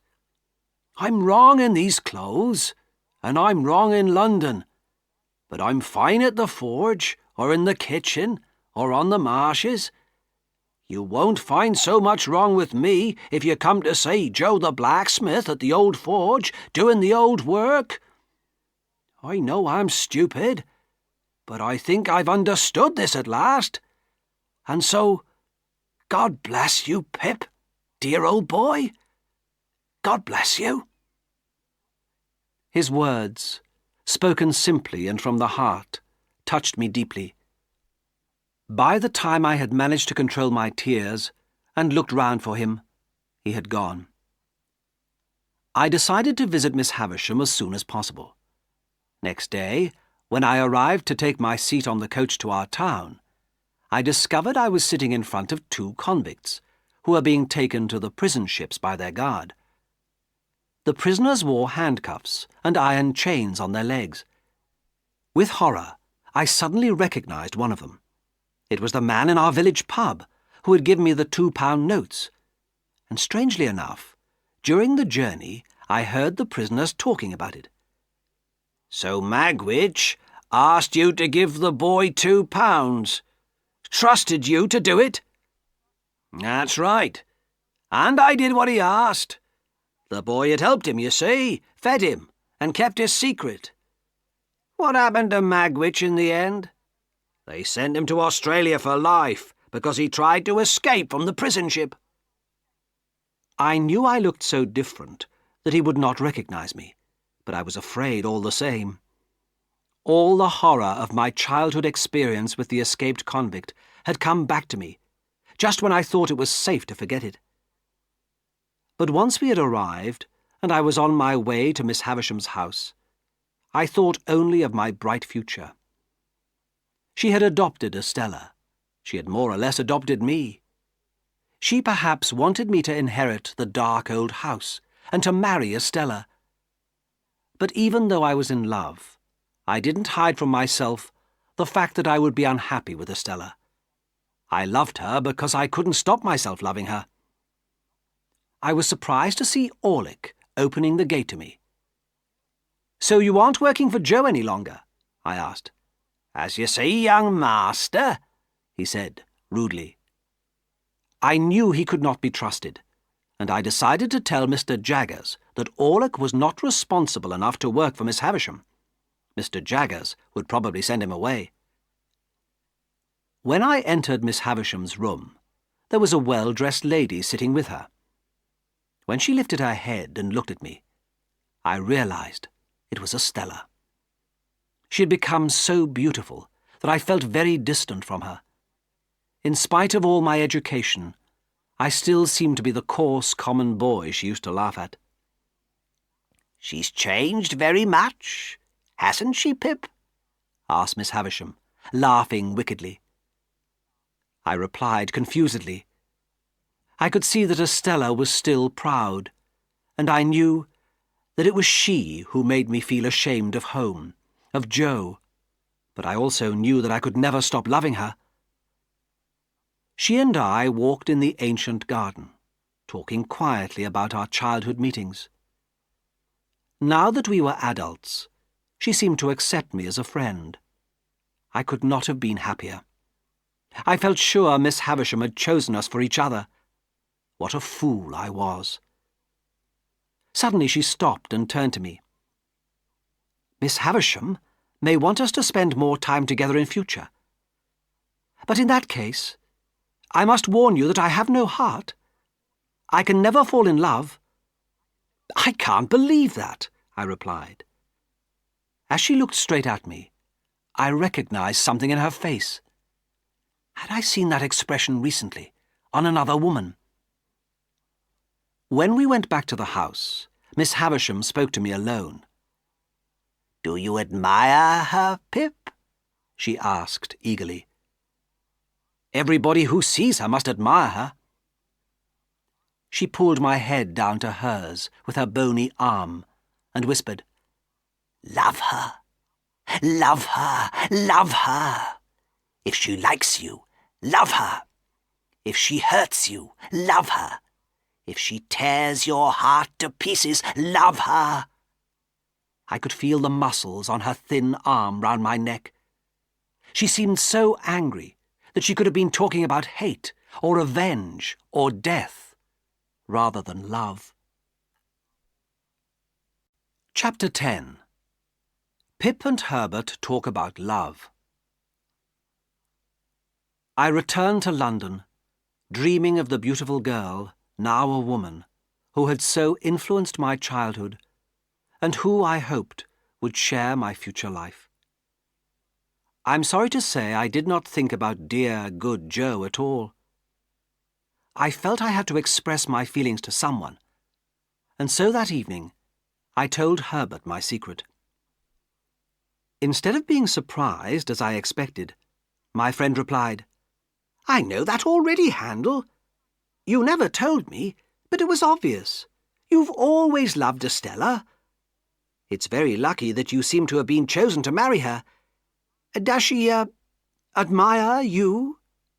I shook my head sadly. "Not at all. And Herbert, you may think me lucky. I have great expectations, I know, but all that depends on one person. And I still don't really know how much I'll receive or when. Nothing is certain." "Now, Handel," said Herbert cheerfully, "don't lose hope. Mr. Jaggers himself told you would have a large fortune, didn't he? He would never make a mistake about something like that. Anyway, You'll be 21 soon. Perhaps you'll discover more then. Thank you, Herbert, I said, feeling much better. But I want to ask you something, my dear Handel, said Herbert, looking serious for once. Think of Estella, and her education, and how unhappy you may be with her. Couldn't you possibly, and I'm saying this as a friend, remember, couldn't you forget about her? I know you're right, Herbert, I said miserably, but I can never stop loving her. Well, never mind, said Herbert. Now I have something to tell you myself. I am engaged. May I ask the young lady's name? Clara. Her mother's dead, and she lives with her father. We must keep our feelings for each other secret, because I haven't enough money to marry her yet. As soon as I start insuring ships, we can marry. Herbert tried to look hopeful about his future, but this time he couldn't even manage his usual cheerful smile. One day I received a letter which made my heart beat fast. I am coming to London the day after tomorrow by the midday coach. Miss Havisham wants you to meet me. Estella. If there had been time, I would have ordered several new suits. I ate nothing until the day arrived, and all morning I waited impatiently for the coach. She seemed more beautiful than ever, and her manner to me was very pleasant, as I took her to the house in London where Miss Havisham had arranged for her to stay. Her life seemed to be planned by Miss Havisham right down to the smallest detail. I only hoped I was part of that plan.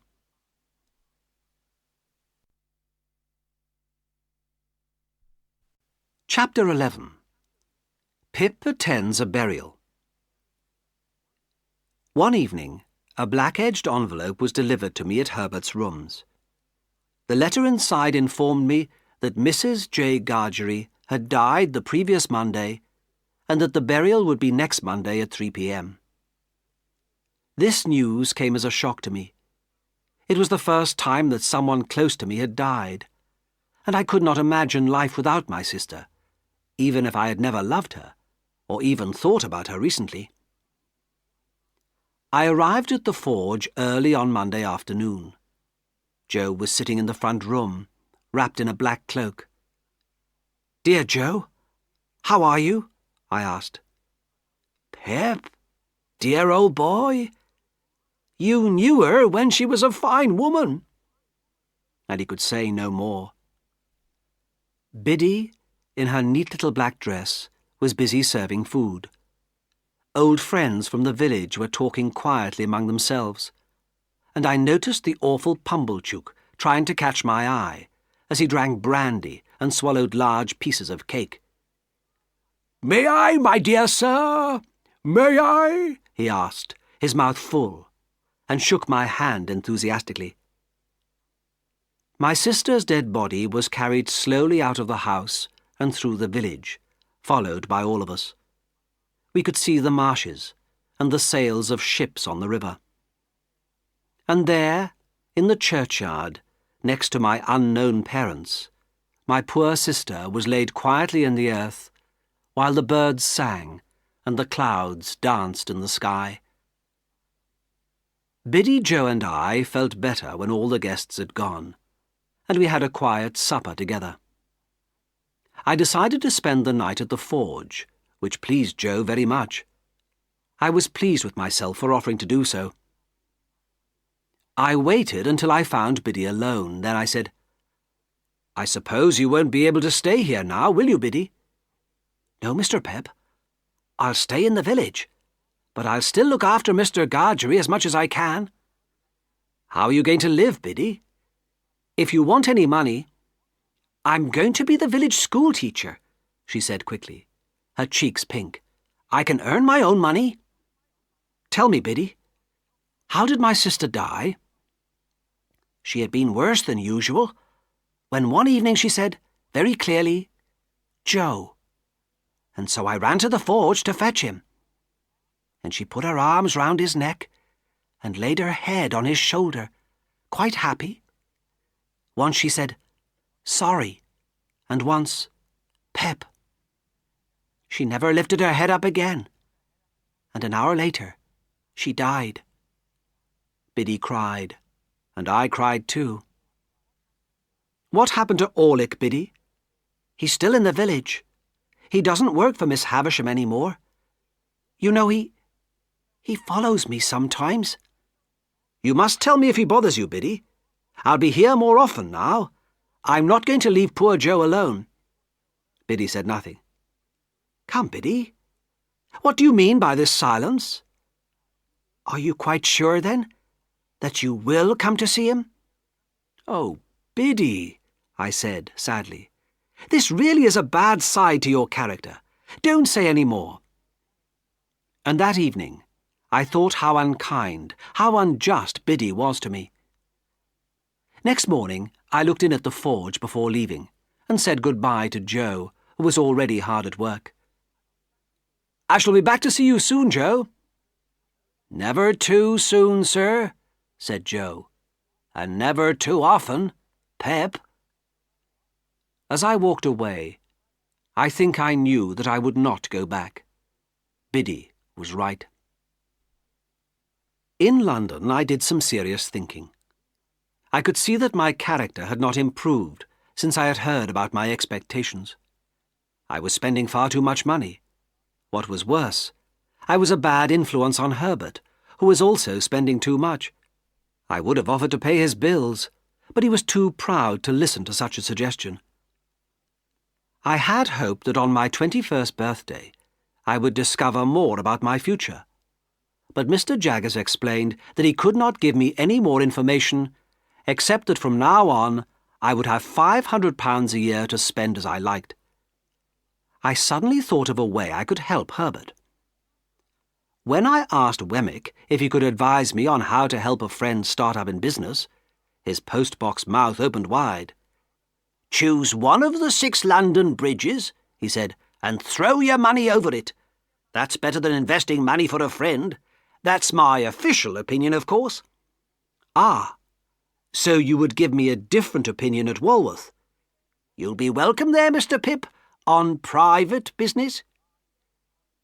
Next Sunday I visited Wemmick and his aged parent at the castle. This time there was a lady called Miss Skiffins, clearly a regular visitor, who made the tea, and sat next to Wemmick on the sofa. When he and I were alone, Wemmick listened carefully to my request, and after thinking hard, found an answer. With his help I arranged to invest some money in a shipping company called Claricas. Finally, I signed an agreement with them, in which they promised to offer Herbert a job, and later to make him a partner. At last I felt that my expectations had done some good to someone.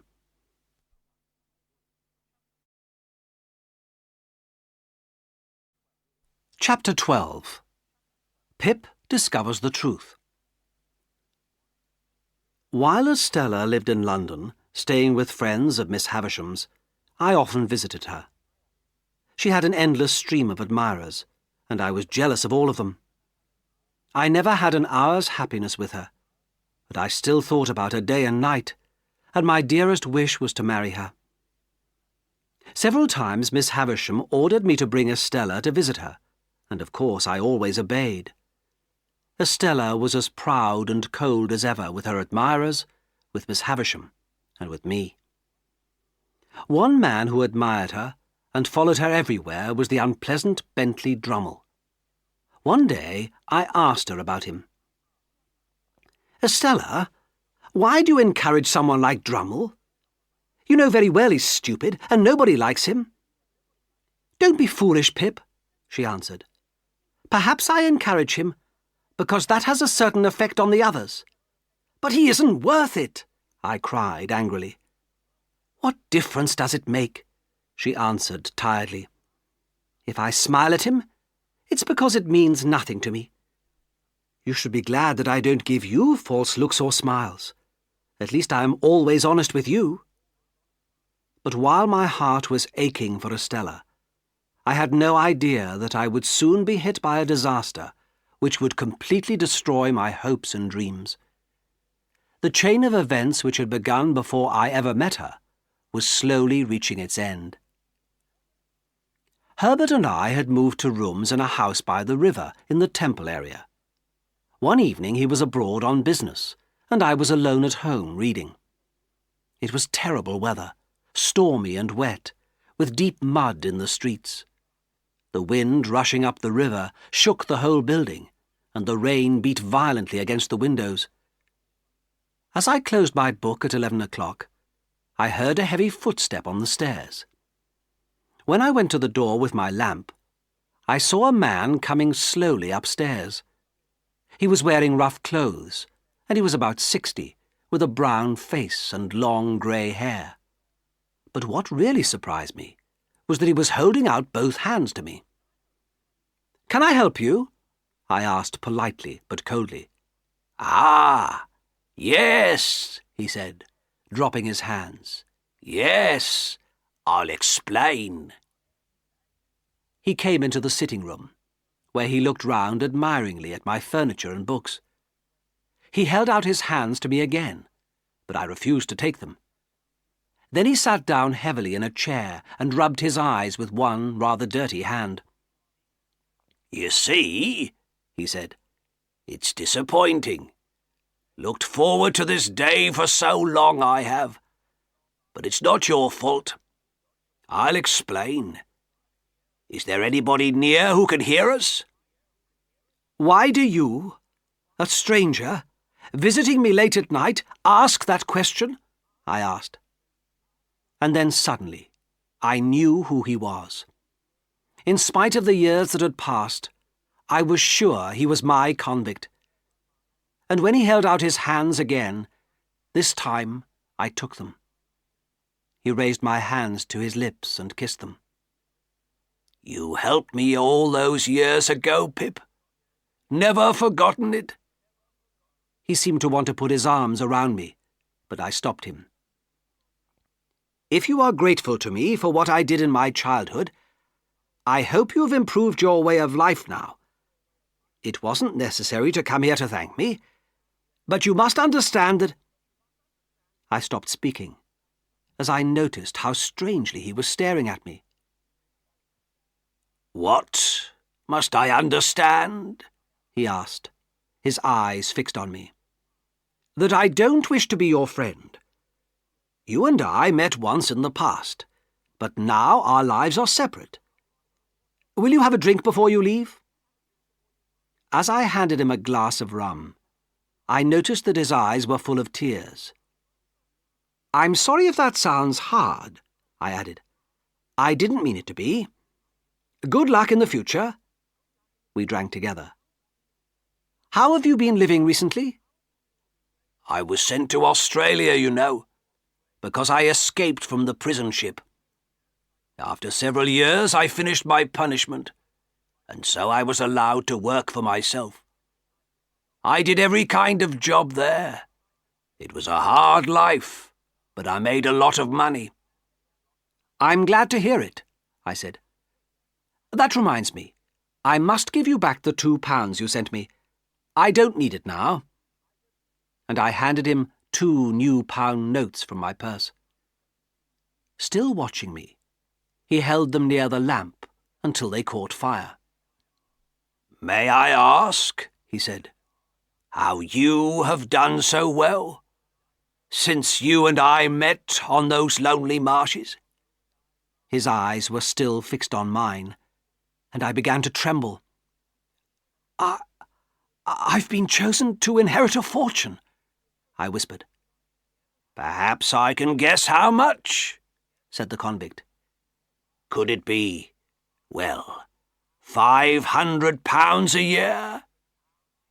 I stood up, holding onto the back of my chair, my heart beating like a hammer. "The agent who arranged it all," he continued, "was he perhaps a lawyer, name of Jaggers?" Suddenly I realized the awful truth.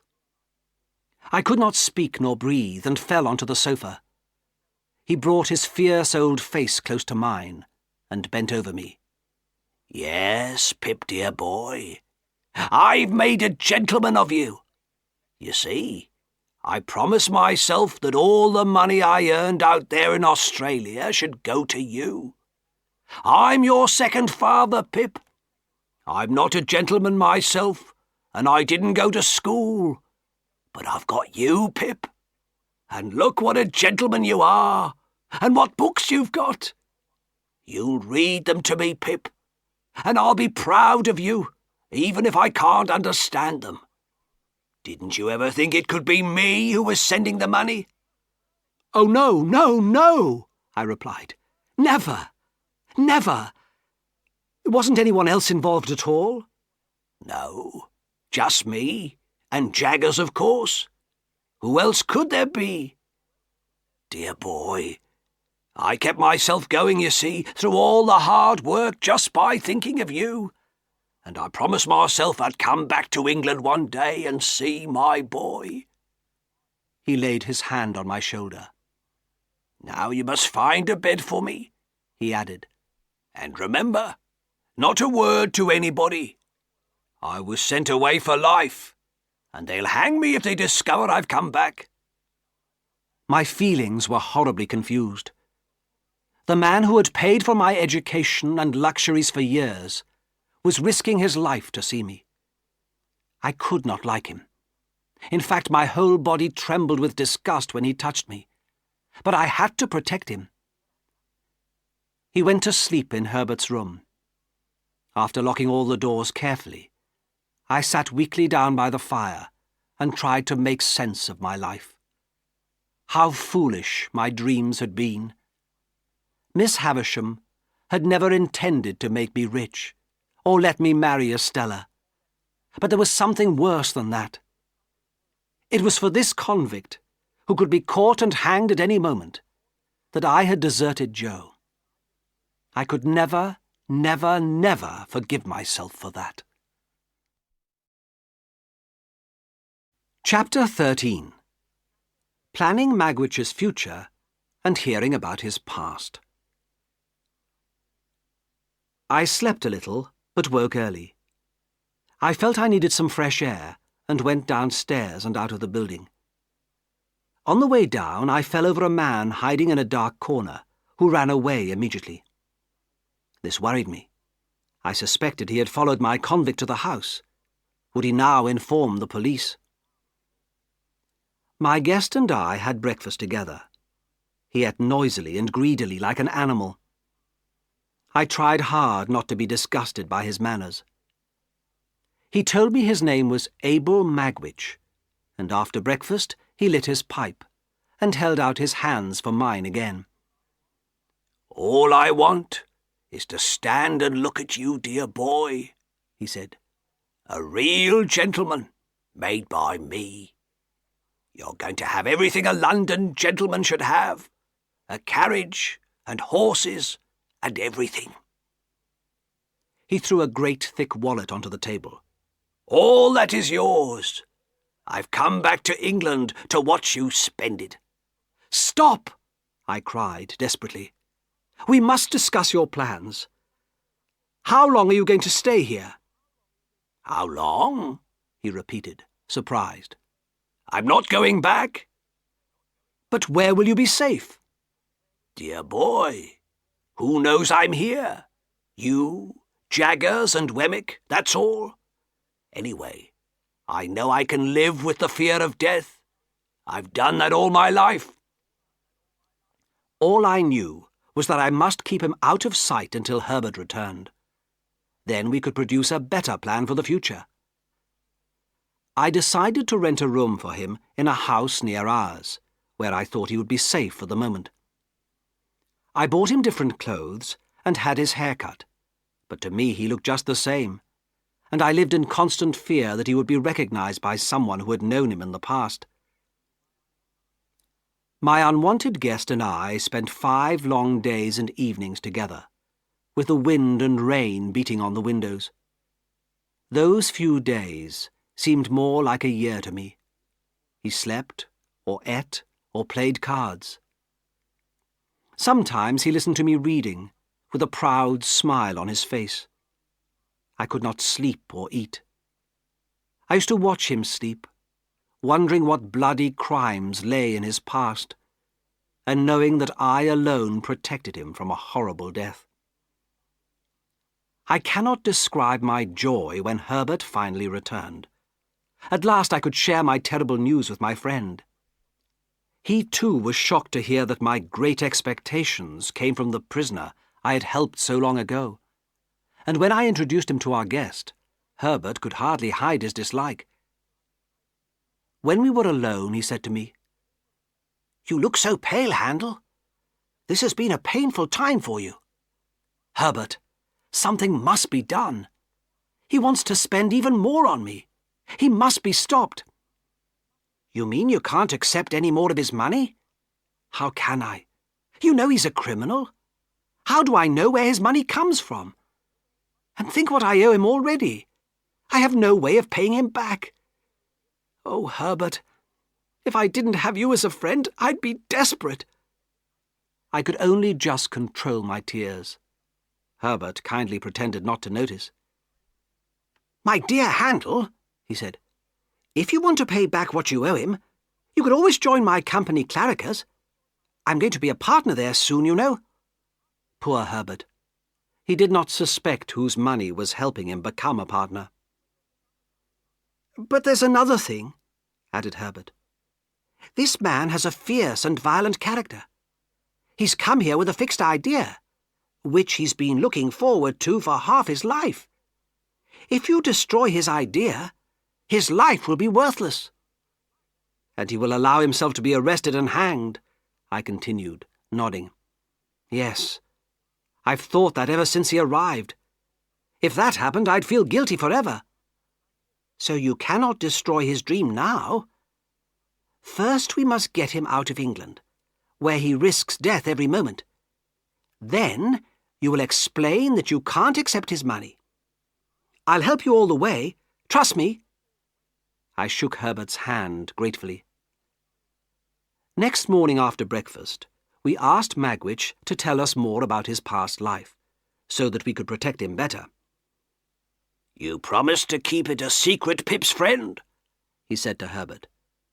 "Well, I'll put it in a few words.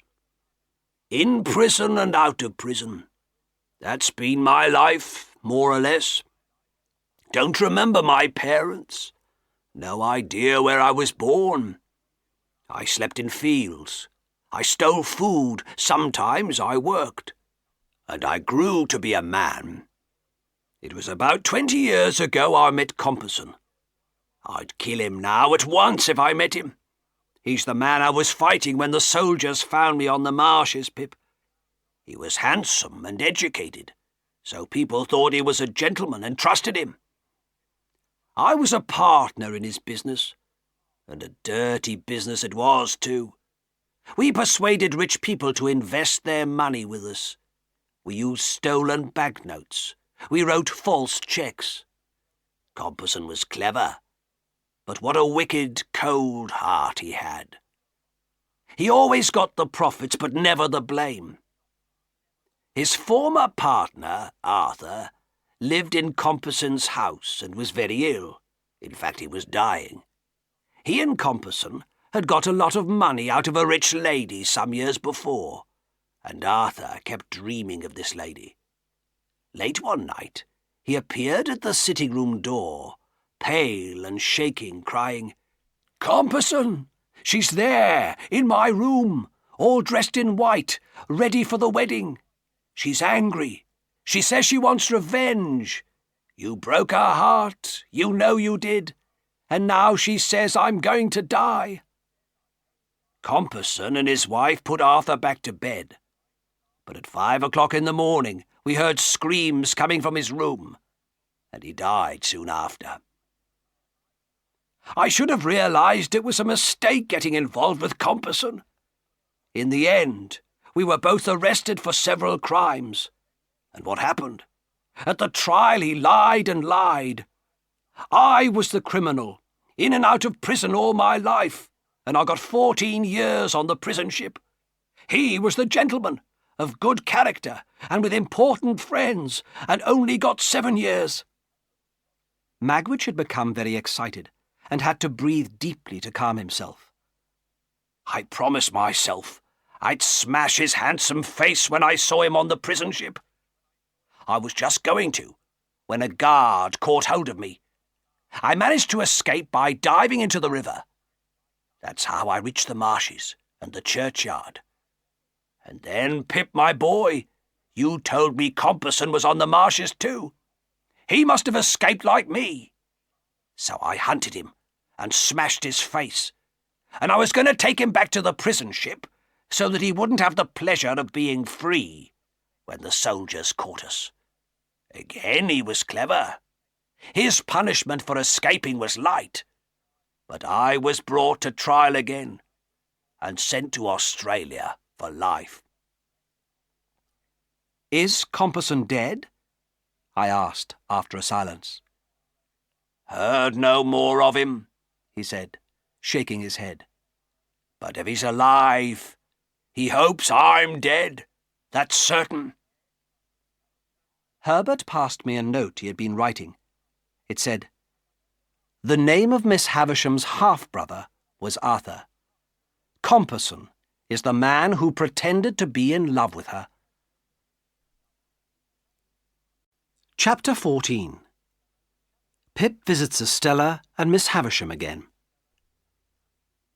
Before taking Magwitch abroad, I felt I must see both Estella and Miss Havisham. When I visited Estella's London home, I found she had gone to stay with Miss Havisham, and so leaving Magwitch in Herbert's care, I went by coach to the town I knew so well. Before walking to Miss Havisham's, I went to the hotel for breakfast.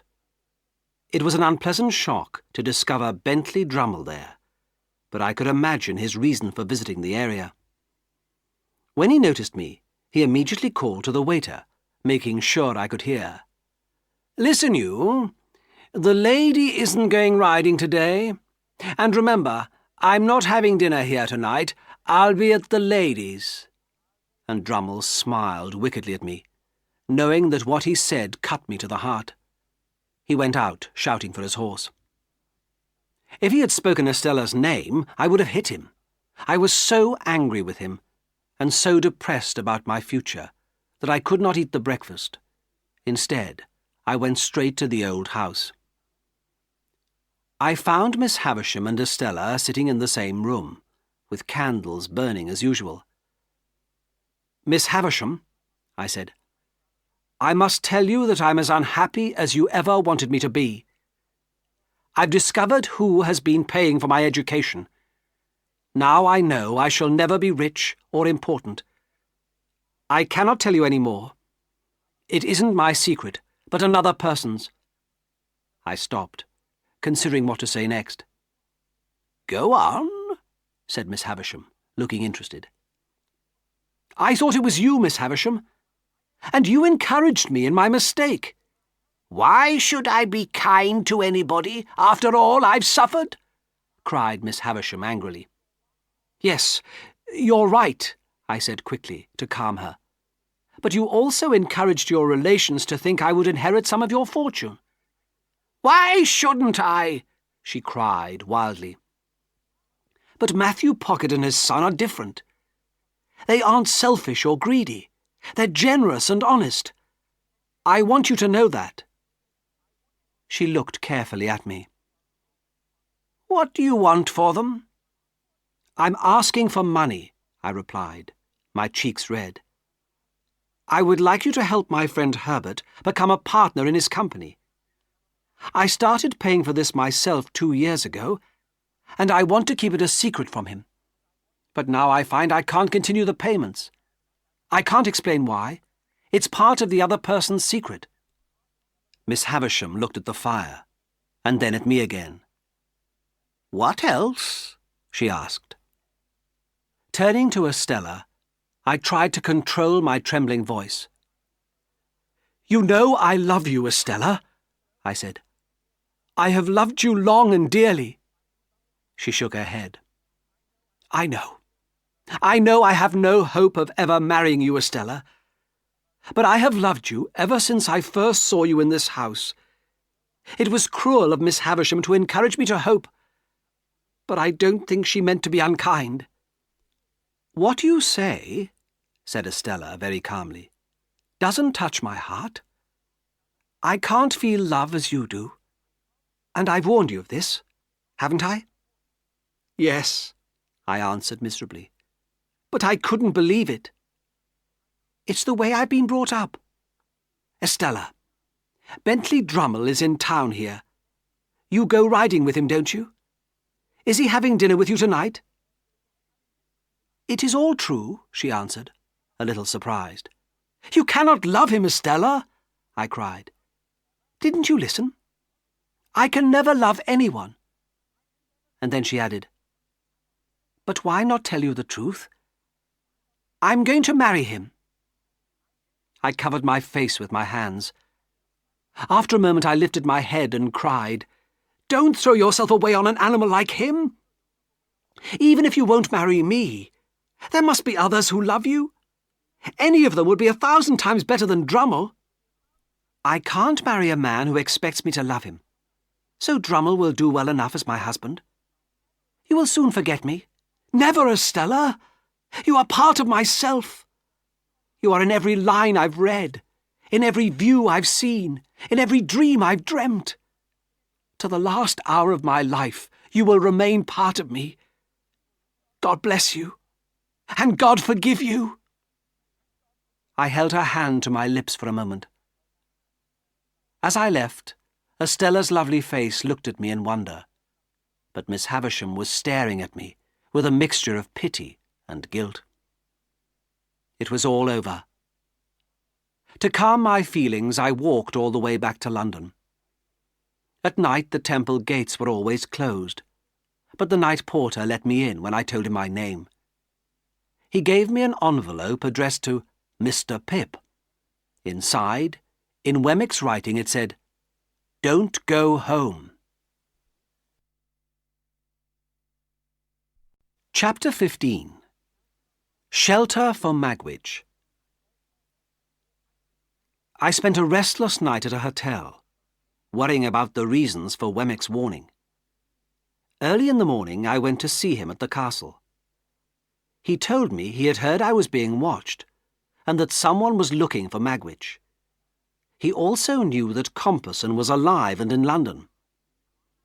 While I was absent, Wemmick had warned Herbert to move our guest to a safer place. Clara, the girl Herbert was in love with, lived with her old father in a house on the river, quite near the open sea, and Herbert had arranged to rent rooms for Magwitch in this house. It was further away from the centre of London and our home, and we could easily take Magwitch abroad by boat from there. "Our friend is there now," said Wemmick, "and you can visit him tonight, but don't go back there after that. And remember, Mr. Pip," he added firmly, "remember to get his cash. You don't know what may happen to him. Don't let anything happen to his cash." I could not explain to Wemmick how I felt about Magwitch's money, so I said nothing. That evening I visited the house and met Clara, a lovely girl, obviously in love with Herbert. How lucky she and Herbert were. I thought of Estella and felt very sad. Magwitch seemed quieter and more likeable than the last time I had seen him. He accepted all our arrangements for him gratefully. I was almost sorry to say goodbye to him. I decided to keep a rowing boat near our rooms, so that Herbert or I could row up and down the river as far as Clara's house. If Magwitch saw us on the river, he could draw his bedroom curtain to show everything was all right. For the next few weeks, life went on as normal. Herbert went to work and visited Clara in the evenings. I rowed on the river and waited for news from Wemmick. One evening, instead of reading alone in my room, I went to the theatre, where Mr. Wopsle was acting. He noticed me in the audience, and kept looking at me in a very strange way. After the play, we met outside the theatre, and he asked immediately, "You didn't see that man sitting right behind you, Mr. Pip?" I felt suddenly cold. "Who was he?" I asked. You remember, Mr. Pip, that Christmas Day, when you were a boy. We went onto the marshes with the soldiers and found the escaped convicts fighting each other. Well, one of those two was looking over your shoulder tonight." "Which one?" I asked, holding my breath. "The one with the bleeding face," he answered. So Compeyson was still following me. I knew Magwitch was in great danger. Later that evening, Herbert and I discussed the problem and promised each other to be more careful than ever. About a week later, I met Mr. Jaggers by chance in the street, and he invited me to dinner that evening. Wemmick was there too. Mr. Jaggers told me Miss Havisham wished to see me on business, so I said I would go the next day. Then Jaggers said, "Well, Pip, our friend Drummle has won a great prize. He has married Estella." I had been expecting this news for some time, but it still came as a terrible shock. "I wonder," continued Jaggers, "who will be the stronger in the end, the wife or the husband? He may beat her." "Surely he isn't wicked enough to do that," I cried. "He may, or he may not. But she is certainly more intelligent than him. We shall see." Just then, I noticed the housekeeper putting a dish on the table. I stared at her. I had seen exactly such eyes and such hands very recently. And suddenly I was absolutely certain that this woman was Estella's mother.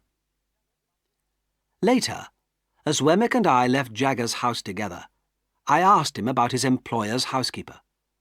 He told me that many years before, she had been jealous of her husband and another woman, and had been accused of murdering this woman. Jaggers was her lawyer, and at her trial he managed to show that she was not strong enough to kill anyone. She was also suspected of killing her 3-year-old daughter, who had disappeared. But because of Jaggers' clever arguing, she was judged innocent of murder. After the trial, she left her husband and became Jaggers' housekeeper. Chapter 16. Miss Havisham realizes how Pip has suffered. When I went to see Miss Havisham the next day, as she had requested, her house looked darker than ever, and I realized how lonely she was without Estella. She looked sadly at me. "Tell me, Pip," she said, stretching out her hand to me. "How can I help your friend? You said something about it last time." I explained my agreement with Clarriker's to make Herbert a partner. £900 still had to be paid. "And you will be happier if I pay this?" "Much happier." "Can't I help you yourself, Pip?" "There is nothing you can do," I answered. She wrote a cheque which she handed to me. "Mr. Jaggers will give you the money. And here, Pip," handing me another piece of paper, "here is a note with my name on. If one day you can write under my name, 'I forgive her,' please do it." "Oh, Miss Havisham," I said, "I can do it now. We have all made mistakes. I can't be bitter with anyone." "What have I done, Pip?" she cried, dropping to her knees in front of me. "I should never have brought up Estella like that, or allowed you to be hurt." "Could I ask you something about Estella? How and why did you adopt her?" "I never knew her parents," she said quietly. "I asked Jaggers to find a little girl for me to adopt, and he brought Estella here when she was about 3. We had no more to say to each other, and so I left. But on my way through the old garden, I had a strange feeling that something was wrong, and I ran back upstairs to check that Miss Havisham was all right. As I opened the door of her room, I saw her sitting close to the fire. Suddenly a great flame lit the room. She turned and rushed towards me, screaming, her hair and clothes on fire. Somehow I managed to cover her with my coat and put out the flames with my hands. I sent for a doctor, who cleaned her wounds. Her bed was placed on the great dining table, where her wedding cake had been, and she lay there, covered with a white sheet, half conscious. I could not stay, but left her in the care of the doctor and several nurses, and returned to London. My hands and right arm had been badly burnt. But although I was in great pain, I was desperate to know if Magwitch was safe. "Everything's fine, Handel," Herbert told me calmly, as he gently put bandages on my hands. "He seems much pleasanter than before. I actually like him now. Do you know, yesterday he was telling me about his past. Apparently at one time he was married to a young woman who was jealous of another woman. There was a fight, and his wife killed the other. Luckily for her, she had a clever lawyer at her trial, and was never punished for the murder. She and Magwitch had a daughter, whom Magwitch dearly loved. Both wife and child disappeared after the trial, and he thought his wife must have killed their daughter." "How old was the child?" I asked, trying to control my excitement. "She would have been about your age, if she had lived." "Herbert," I said, "am I ill, or mad, or anything?" "No," replied Herbert, after examining me carefully, "although you do look a little excited. Listen, Herbert. Magwitch is Estella's father." The next day, although I felt ill and weak because of my burns, I went straight to Jagger's office. He admitted that Estella was his housekeeper's daughter, adopted by Miss Havisham to give her the chance of a better life. But even he, the great Jaggers, did not know that Magwitch was Estella's father. Chapter 17. Pip is close to death. I paid Claricas Miss Havisham's £900, and felt glad that Herbert's future at least was safe. Claricas were going to send Herbert to India, to open a new office there. So while helping my old friend, I would be losing him at the same time. Wemmick advised us to move Magwitch out of the country in the middle of the week, so we decided to row the boat down to Clara's house on Wednesday, collect Magwitch, and continue right down the river to Essex, where we could stop one of the foreign ships sailing from the port of London to Germany or Holland. With luck, nobody would notice us or suspect us. Our friend Startop agreed to row instead of me, as my hands were still too painful. However, when I went back to our rooms on Monday, my head full of arrangements for the journey, I found a letter addressed to me and delivered by hand. It said, "If you want information about your guest, you should come tonight or tomorrow night to the old house near the lime kiln on the marshes. Tell no one. You must come alone." I did not have time to consider. I rushed out again and was just in time to catch the afternoon coach. I stopped in town only to ask about Miss Havisham. She was still very ill, it seemed. Then I walked fast onto the dark, lonely marshes. Soon I arrived at the lime kiln, which was still burning, although the workmen had all gone home. I pushed open the door of the old house, which I thought was uninhabited. But to my surprise there was a bed, a table, and a candle inside. Suddenly the candle was blown out. I was attacked from behind, and my arms were tied close to my sides with a thick rope. The pain in my injured arm was terrible. In a moment the candle was lit again, and I recognized my attacker, Orlick. I saw he had been drinking, and I knew I was in a very dangerous situation. "Now," he said fiercely, "I've got you." "Why have you brought me here?" I asked. "Don't you know?" he replied, drinking straight from a bottle. "Because you're my enemy. I lost that job at Miss Havisham's because of you. And what's more, Biddy would have liked me if you hadn't been there. You've been in my way ever since you were a child. And now I'm going to have your life. Tonight you're going to die." I felt I was looking down into my own grave. I could see no possible way of escape. "More than that," he said, "I don't want anything left of you. I'll put your body in the kiln, even your clothes will be burnt, and in the morning there'll be nothing left." I realized I had not told anybody where I was going. Nobody would know where to look for me. "Another thing," he said, smiling cruelly. "It was your fault your ugly sister was attacked. I did it. I hit her with the iron chain your convict left on the marshes. But I did it because I hated you." He drank again. I watched the level of the liquid go down. I knew that when he finished the bottle, my life would end. "And I know all about that convict you're hiding. I've waited and watched outside your rooms and on the stairs. You fell over me once. I've got a friend who's going to inform the police about him.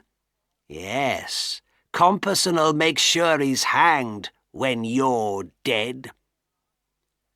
The last of the rum went down his throat, and picking up his hammer, he came towards me. Determined to fight, I shouted as loudly as I could. Suddenly the door was thrown open, and Herbert and Startop rushed in. With a violent shout, Orlick jumped over the table and escaped into the night. My two friends had found Orlick's letter to me, which in my hurry I had dropped in my room in London. They had suspected some wicked plot, and come straight to the town, and then to the marshes to find me. Luckily, they had arrived just in time. They took me back to London that night, and looked after me carefully all the next day, so that, although my arm was still aching, and I felt very weak, I was fit enough for the planned journey on Wednesday. Chapter 18. The End of Magwitch's Story. It was a cold, bright morning when we set out cheerfully down the river. I steered the boat, Herbert and Startop rowed. At Clara's house, Magwitch was waiting for us, wrapped in a dark cloak. "Dear boy," he said, putting his hand on my shoulder as he sat down heavily in the boat. "Thank you." We rowed eastwards down the river all day, looking round all the time to check that no one was following us. Magwitch seemed quite happy, smoking his pipe and watching the water. "You don't know what a pleasure it is to me, Pip," he said once, "to be with my dear boy in the open air." "You'll be completely safe and free tomorrow," I said. "I hope so, dear boy. But looking into the future, well, that's like looking for the bottom of the river, isn't it? Can't be done." He remained silent after that. We decided to spend the night at a little riverside pub. It seemed safe, because there were no other guests, but the pub owner asked us a question which worried us. "Did you see that boat go past, gentlemen? Rowed by 4 men, with 2 others on board? It's been up and down the river several times. Could be a customs boat." When he left us alone, we discussed this information in whispers. In the end, we decided to go to bed, and then set out the next morning, just in time to catch the ship to Hamburg. I woke early, and when I looked out of the window, I saw 2 men examining our boat. But I decided not to wake Herbert or Startop, who needed their rest after rowing all the previous day. Late in the morning, we rowed into the centre of the river. We could see the ship to Hamburg coming closer. Magwitch and I picked up our bags and said goodbye to Herbert and Startop, so that we would be ready to stop the ship and get on board. Suddenly, a boat rowed by 4 men appeared from nowhere, and came out very fast into the centre of the river close to us. A 5th man was steering, and a 6th, his face hidden in his cloak, whispered instructions to the steerer. They all stared at us. "You have a convict there who's returned from Australia," shouted the steerer. "That's the man in the cloak. His name is Abel Magwitch. I'm a customs officer, and I arrest him." Suddenly their boat was touching ours. The Hamburg ship was almost on top of us, and the ship's captain shouted the order to stop engines, but it was too late. At the same moment, the customs officer put his hand on Magwitch's shoulder, and Magwitch pulled the cloak off the other man in the boat. It was Compeyson. And as I watched, he fell backwards into the water, his face full of terror. The huge ship hit our tiny boat with a great crash. Somehow the customs officers managed to get me on board their boat, with Herbert and Startup, but our boat sank, and the 2 convicts had disappeared. Soon, however, we discovered Magwitch in the water, badly injured, and pulled him into the boat.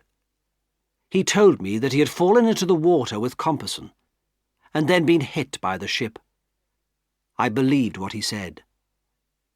At the time there was no sign of Compeyson, whose dead body was found several days later. Magwitch was taken to prison to wait for his trial. I arranged for Jaggers to be his lawyer, but Jaggers warned me there was almost no hope of saving his life. Magwitch's thick wallet was handed over to the police, and Wemmick was quite annoyed with me about it. "Really, Mr. Pip? To lose so much cash?" he said. "You see, Compeyson was so determined to get his revenge that you couldn't have saved Magwitch, but you certainly could have saved the cash. That's the difference. But could I ask you something, Mr. Pip? Would you come for a walk with me on Monday morning?" It seemed a strange request, and although I did not really feel like accepting, he politely insisted. I arrived at the castle early on Monday morning, and after a glass of rum and milk, we set out on the road. "Well, well," said Wemmick suddenly. "Here's a church. Let's go in."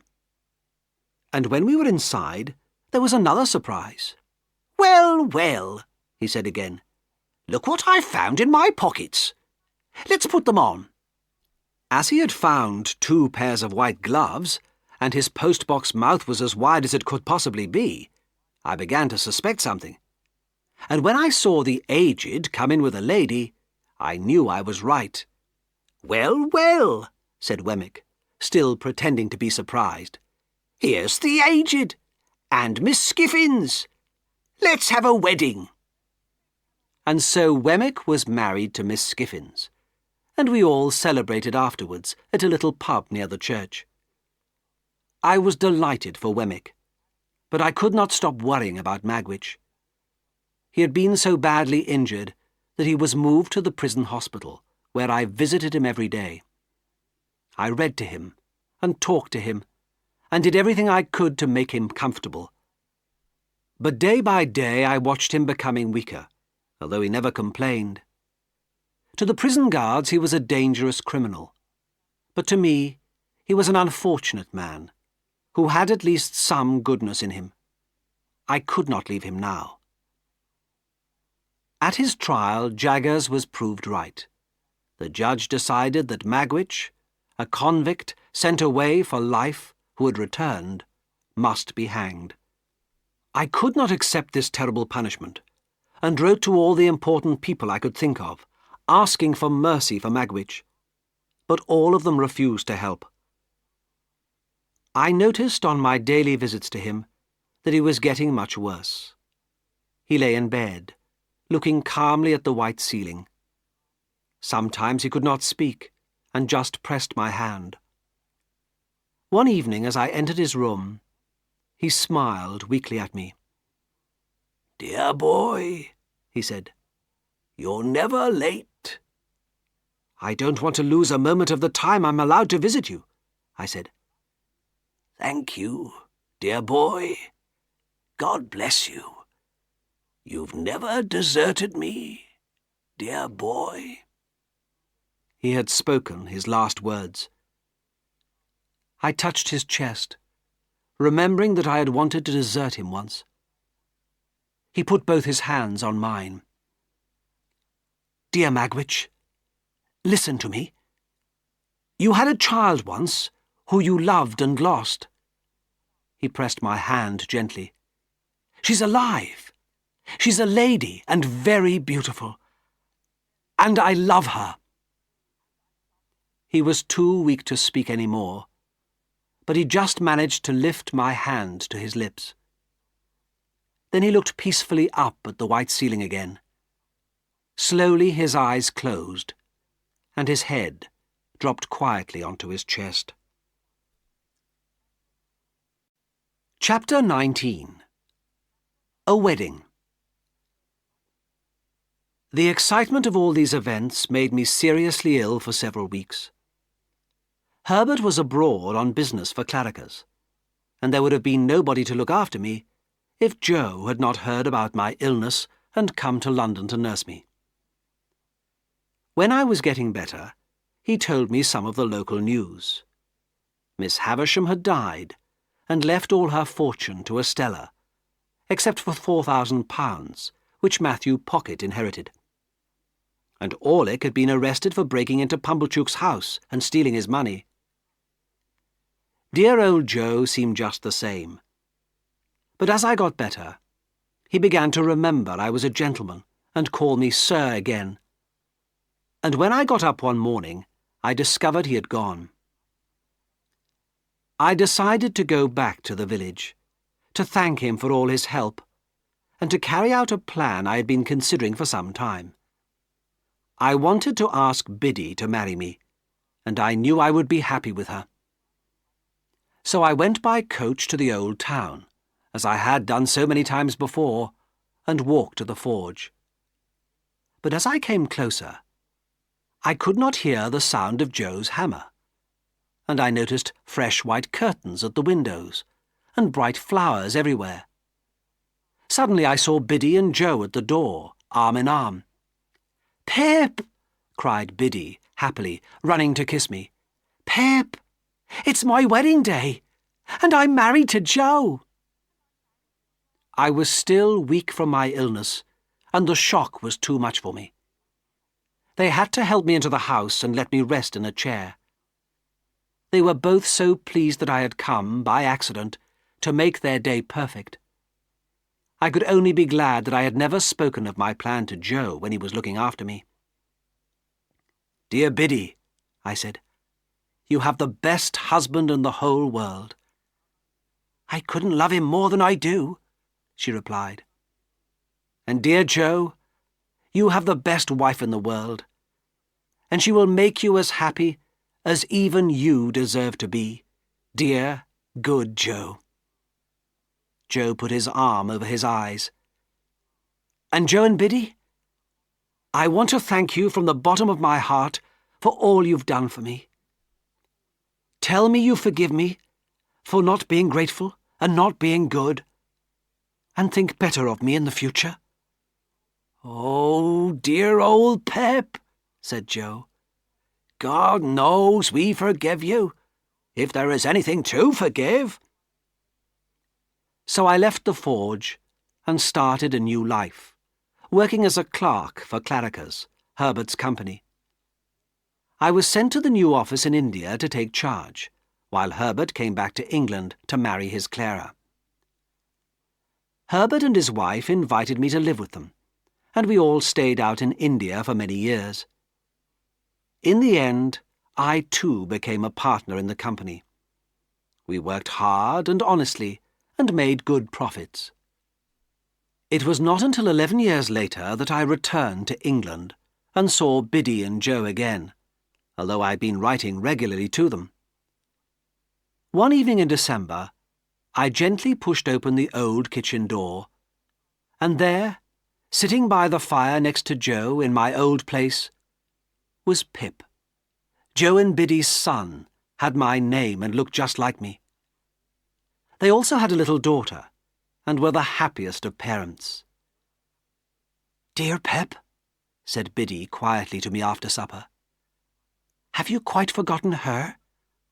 Tell me, as an old friend." "My dear Biddy, I can never forget her. But that was all a dream which has passed. but I was secretly planning to revisit Miss Havisham's old house, alone, as a way of remembering Estella. I had heard that her husband had been very cruel to her. They had separated, and then he had died 2 years ago. Perhaps she had remarried by now. The old house had been knocked down, and there was nothing left but piles of stones in the garden. In the moonlight, I walked sadly around, until suddenly I saw a woman's figure in the shadows. I went closer, and then, "Estella!" I cried. "You recognize me?" "I have changed a lot," she answered. She was older, but still beautiful.